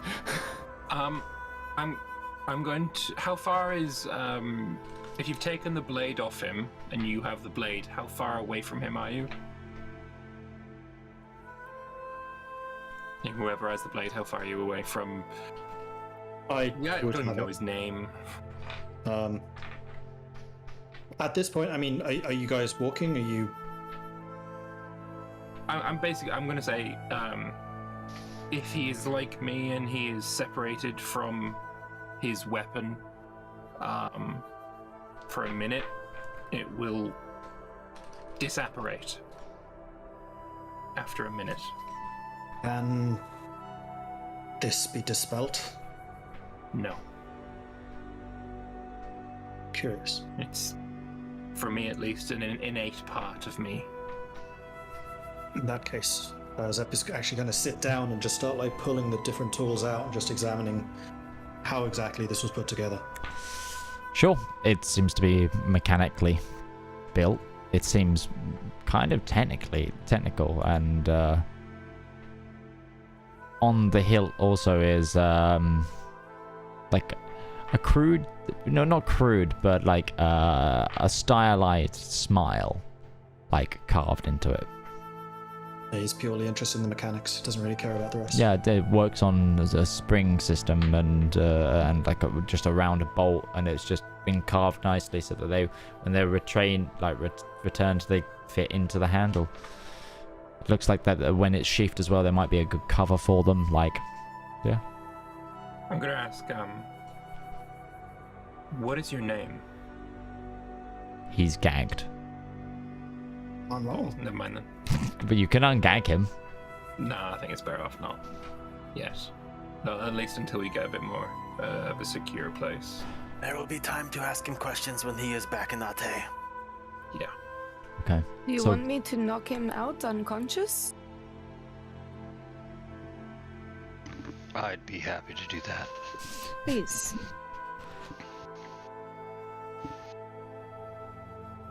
Okay. Be careful not to kill him. No, he will not die. With a sight of joy, the individual slowly fades into a forced slumber. As soon as he's unconscious, I'm like, alright, what the fuck? No. The fuck? First off, what? Second, the fuck? Quick question, Valmyr. Does the name Arokaz Ruazkov mean anything to you? Never heard that name in my life.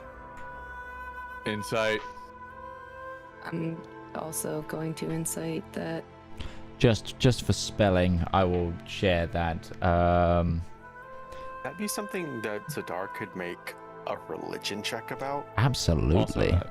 Also that for Ruby. Arcana. So yeah, absolutely on that. So that's spelled Arokaz space. Hey, Bahamut, can I get a D4? RUOZCUV.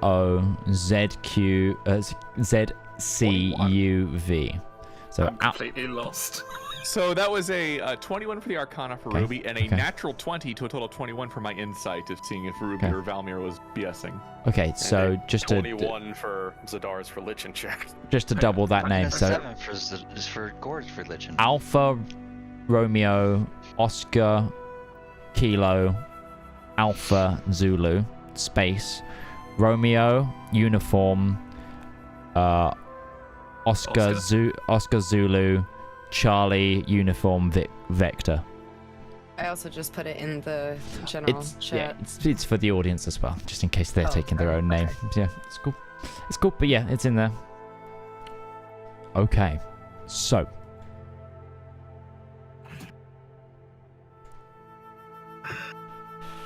Alright, I rolled a religion check as well. Do I know that name with a 15? you do not. Alright, Then I do not know that name. Your insight check with the 21's definitely going to be Okay. See. enough. Zedaar, your total was a 21. Mm. Those rubies. You recognize... Well, it's different check, so different answer. Sure. So... You recognize... part of that. Mm-hmm. The second half. Because that in religious texts is a term used to describe demons of this plane.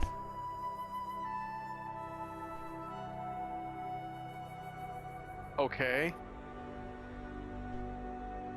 That's a topic that hasn't come up in a while. So Sure. this is depending on your school of thought on how the world was made, this is a part of it. Whilst to hand you can't give full details, you know that for a time, and one of the reasons Bahamut and the armies of the heavens got involved was certain infernal deities were using what would become Elendor as a breeding ground to create more demons for the Blood War. And that is a term that was used to describe those demons because they had a particularly elemental flair to them due to the volatile state of this realm. Mm-hmm. Then I guess So what it means is they are natural born demons, and they were particularly difficult to defeat in that period because you couldn't banish them, because they are of this plane of existence. No, that this is a seldom used word and not seen for many centuries beyond, but the Rose Cove is a title for demons. Demons that were born and exist on the material plane. Something that has not been emerged since the wars of the heavens. Ruby, on your Arcana check. Mm-hmm.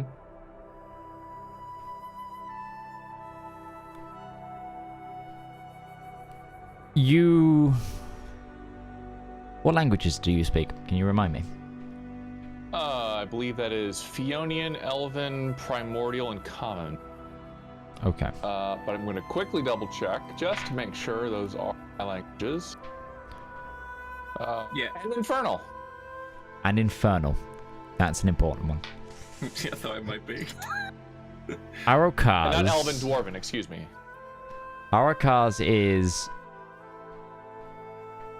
It sounds very similar to something else in Infernal.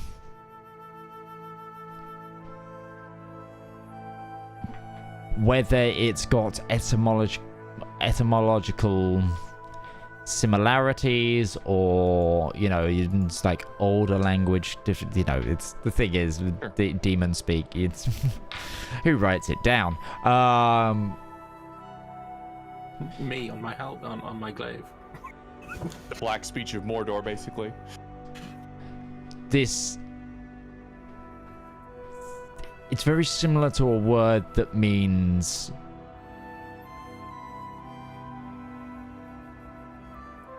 it's like a combination of the words blood and power.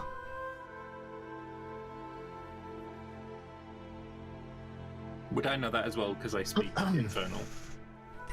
Again, it's not the standard phrase blood and power. It's kind of like it is a magical term for it. So yes, you when she points that out, if she points that out, you can sort of surmise. But yeah. Wait a second. So you're saying the first word means blood and power, and the second word is demon of the material plane. Is this a demon that specializes in the blood magic?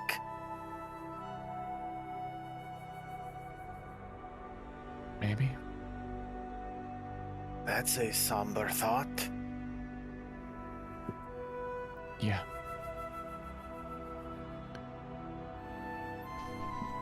I think we stepped into some shit. I think I was born into some shit. That was the joke, Valmyr. Well, I think we're all born into the shit and then die in the shit. It's kind of how this seems to be working for all of us. Sorry, I had to give a Darius. I had to get a Darius in there. What? You're so right. And because you know that better than anyone, why don't you carry him back to camp? And Zedaar's gonna turn and just start walking back to camp. Darius is okay, and basically picks him up by the manacles and just drags. That's fine. I don't think anyone cares. That Zep was looking at, if it was away from him for more than a minute, did it dissipate? It did not dissipate. Okay. Is it also make sure this guy is completely stripped of just about everything except a shirt and underwear? He is, yes. Okay. Yeah, Nothing he can use. No, No, stock this is components, he is nothing. wrapped up. He's like almost mummified by rope. This individual will take something else breaking him out. Okay. Just making sure. But you've captured them. And despite that, Zedaar's still going to walk behind Darius and just. Oh, eyeball him. absolutely. Yeah, Because absolutely. We don't trust this guy because, it's this guy. And I'm walking maybe 10 foot ahead of them, not paying attention. I'm looking at the ground, but my shade is like the glaive from my shade is not leaving his throat. So Darius asks, how worried are we about being seen right now? I think we have dealt with the problem that was going to assail us in the night. Okay. He takes one of the gems of brightness, puts it on as a light, takes some of the bindings he has in his imagery and straps it to this individual's face as well. So it's like his eyes are being just blinded constantly by light. Well, we think he's affected by the dark, the light, correct? So if they're a drow, this is going to just constantly be a pain in the ass. So I'm all for it. I'm gonna point to his to the calf horns that I see, and I was like, I don't think he is, but I mean, neither am I, and I wouldn't particularly enjoy having your gems in my eyeballs. No, so it's probably a good idea. Anyone got the ability to just play loud music in this person? We're gonna go full Guantanamo Bay. Let's. Thaumaturgy. Just be screaming in You his get ear. one ear, I get the other. How about we just get this person back to Ate? Are you okay? So are you as a group walking there now, forgoing the rest of your rest and just going? As I've got Fey Touch, would I have got a rest out of what little I slept, or no? Because I take half as much as anyone else. Yes. Roll me a Constitution check because it would have been at the end of when that would have been required. So. Yeah, con check. Yeah, just a con roll. Nah, didn't. That's a 1. No, you didn't. Not He quite. does 8 hours. And Zep stays where he is for basically until the party is about to be out of sight, and then kind of realizes they're going, and then scrambles after them. Zep, I want to quickly ask, are you identifying those items? No.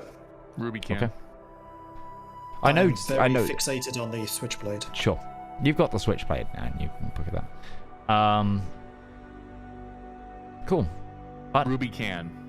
so do you want when to? we get to camp, I will. Yeah. Okay, I so will do that. It's just right now, like if Zep you're is staying in his camp, Uber sure, moment. I will throw it. Focus. So, it's a you I'll be just staying with Ruby. test the cloak, which is a cloak of elven kind. The boots are boots of evasion. So it's a ring of evasion, but in boots. And the gloves are a very interesting item. Because they are gloves, but the fingers, within the fingers, is a ring of spell storing. So it's a ring of spell storing that's essentially been turned into thick leather black gloves. So they're gloves of spell storing.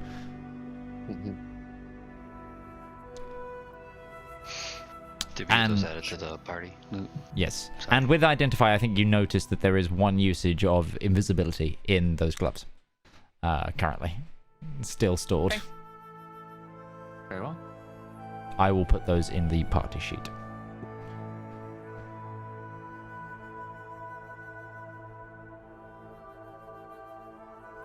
What, you said there was a necklace as well? Yes. It's not magical. It seems to be the spellcasting focus for this individual. And Valmyr. Yes. Give me a quick insight check on that necklace once you see it. Yeah, okay. 6. I swear Okay. he makes me roll more than anyone else in this No, party. no. Now roll me a history check. I'm proficient in these. I was proficient in insight as well. Never mind. That would be a natural 20 for a 23. Okay. It's your third one. So,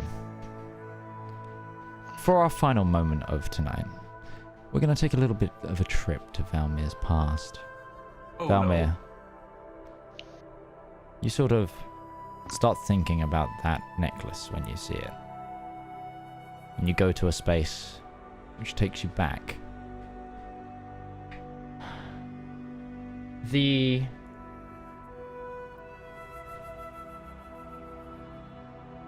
remember a day at Castle Kensek. It's darker than usual, even in the phosphorescent light of the Underdark. The lights of the castle themselves just... even that barely broke through the ichor of the realm around. You and your brother were out playing in the courtyard. Too young to be fully training, but both of you have wooden swords, and you're essentially running around the training dummies with an older individual who's looking after you. It's kind of like not your guardian, but it's a well-known individual. The household is kind of like the household's. Sorry, it would be your mother's martial at arms. An individual called Bruthleth. It's a older drow, very scarred up face on one side. Shorter, like almost buzz cut hair, which is really unusual. But it's one of those individuals who is just constantly, what's it called? Everything is about, what's it called? Usability and survivability, and long hair gets in the way. But like that kind of thing is, and he's not a noble at all. He's not of any clan or family. He is like, I am here to do my job, but he takes a shine to the younger individuals, and he's happy to watch you fight and play, and every now and then picks you up on how to try and beat your brother, but you don't. But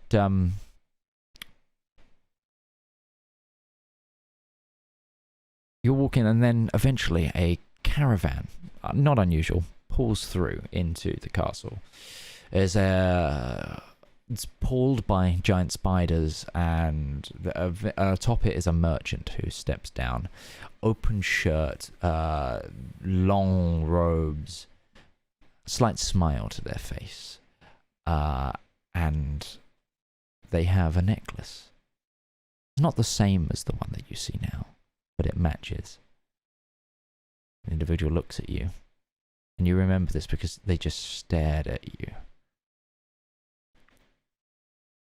Eyes that bear a very faint similarity to those eyes you see sometimes when you make your sacrifices today. It always evaded you where you'd seen those eyes before, but something about this individual matches. Your mother enters the courtyard, dismissing you and your brother, and takes the merchant inside, and you are ushered away by your guardian. And as the individual is about to step through the castle doors into the main hall away from you, he looks back, winks at you with that same smile. And we're going to go ahead and end tonight's session right there. So, without further ado, all I have left to do is to thank all the people that have been joining me for tonight's broadcast. We have the wonderful Kaida Odda, DM Opal, DM Lake, Mordred Viking, Ghibli Jam, Lord Lambert, who is looking at me really displeased, and I've been Mitch Mann. This has been the Component Cast, and we will see you tomorrow for some Zweihander, or next week. Bye-bye now, friends. Bye-bye. Cheerio. Bye.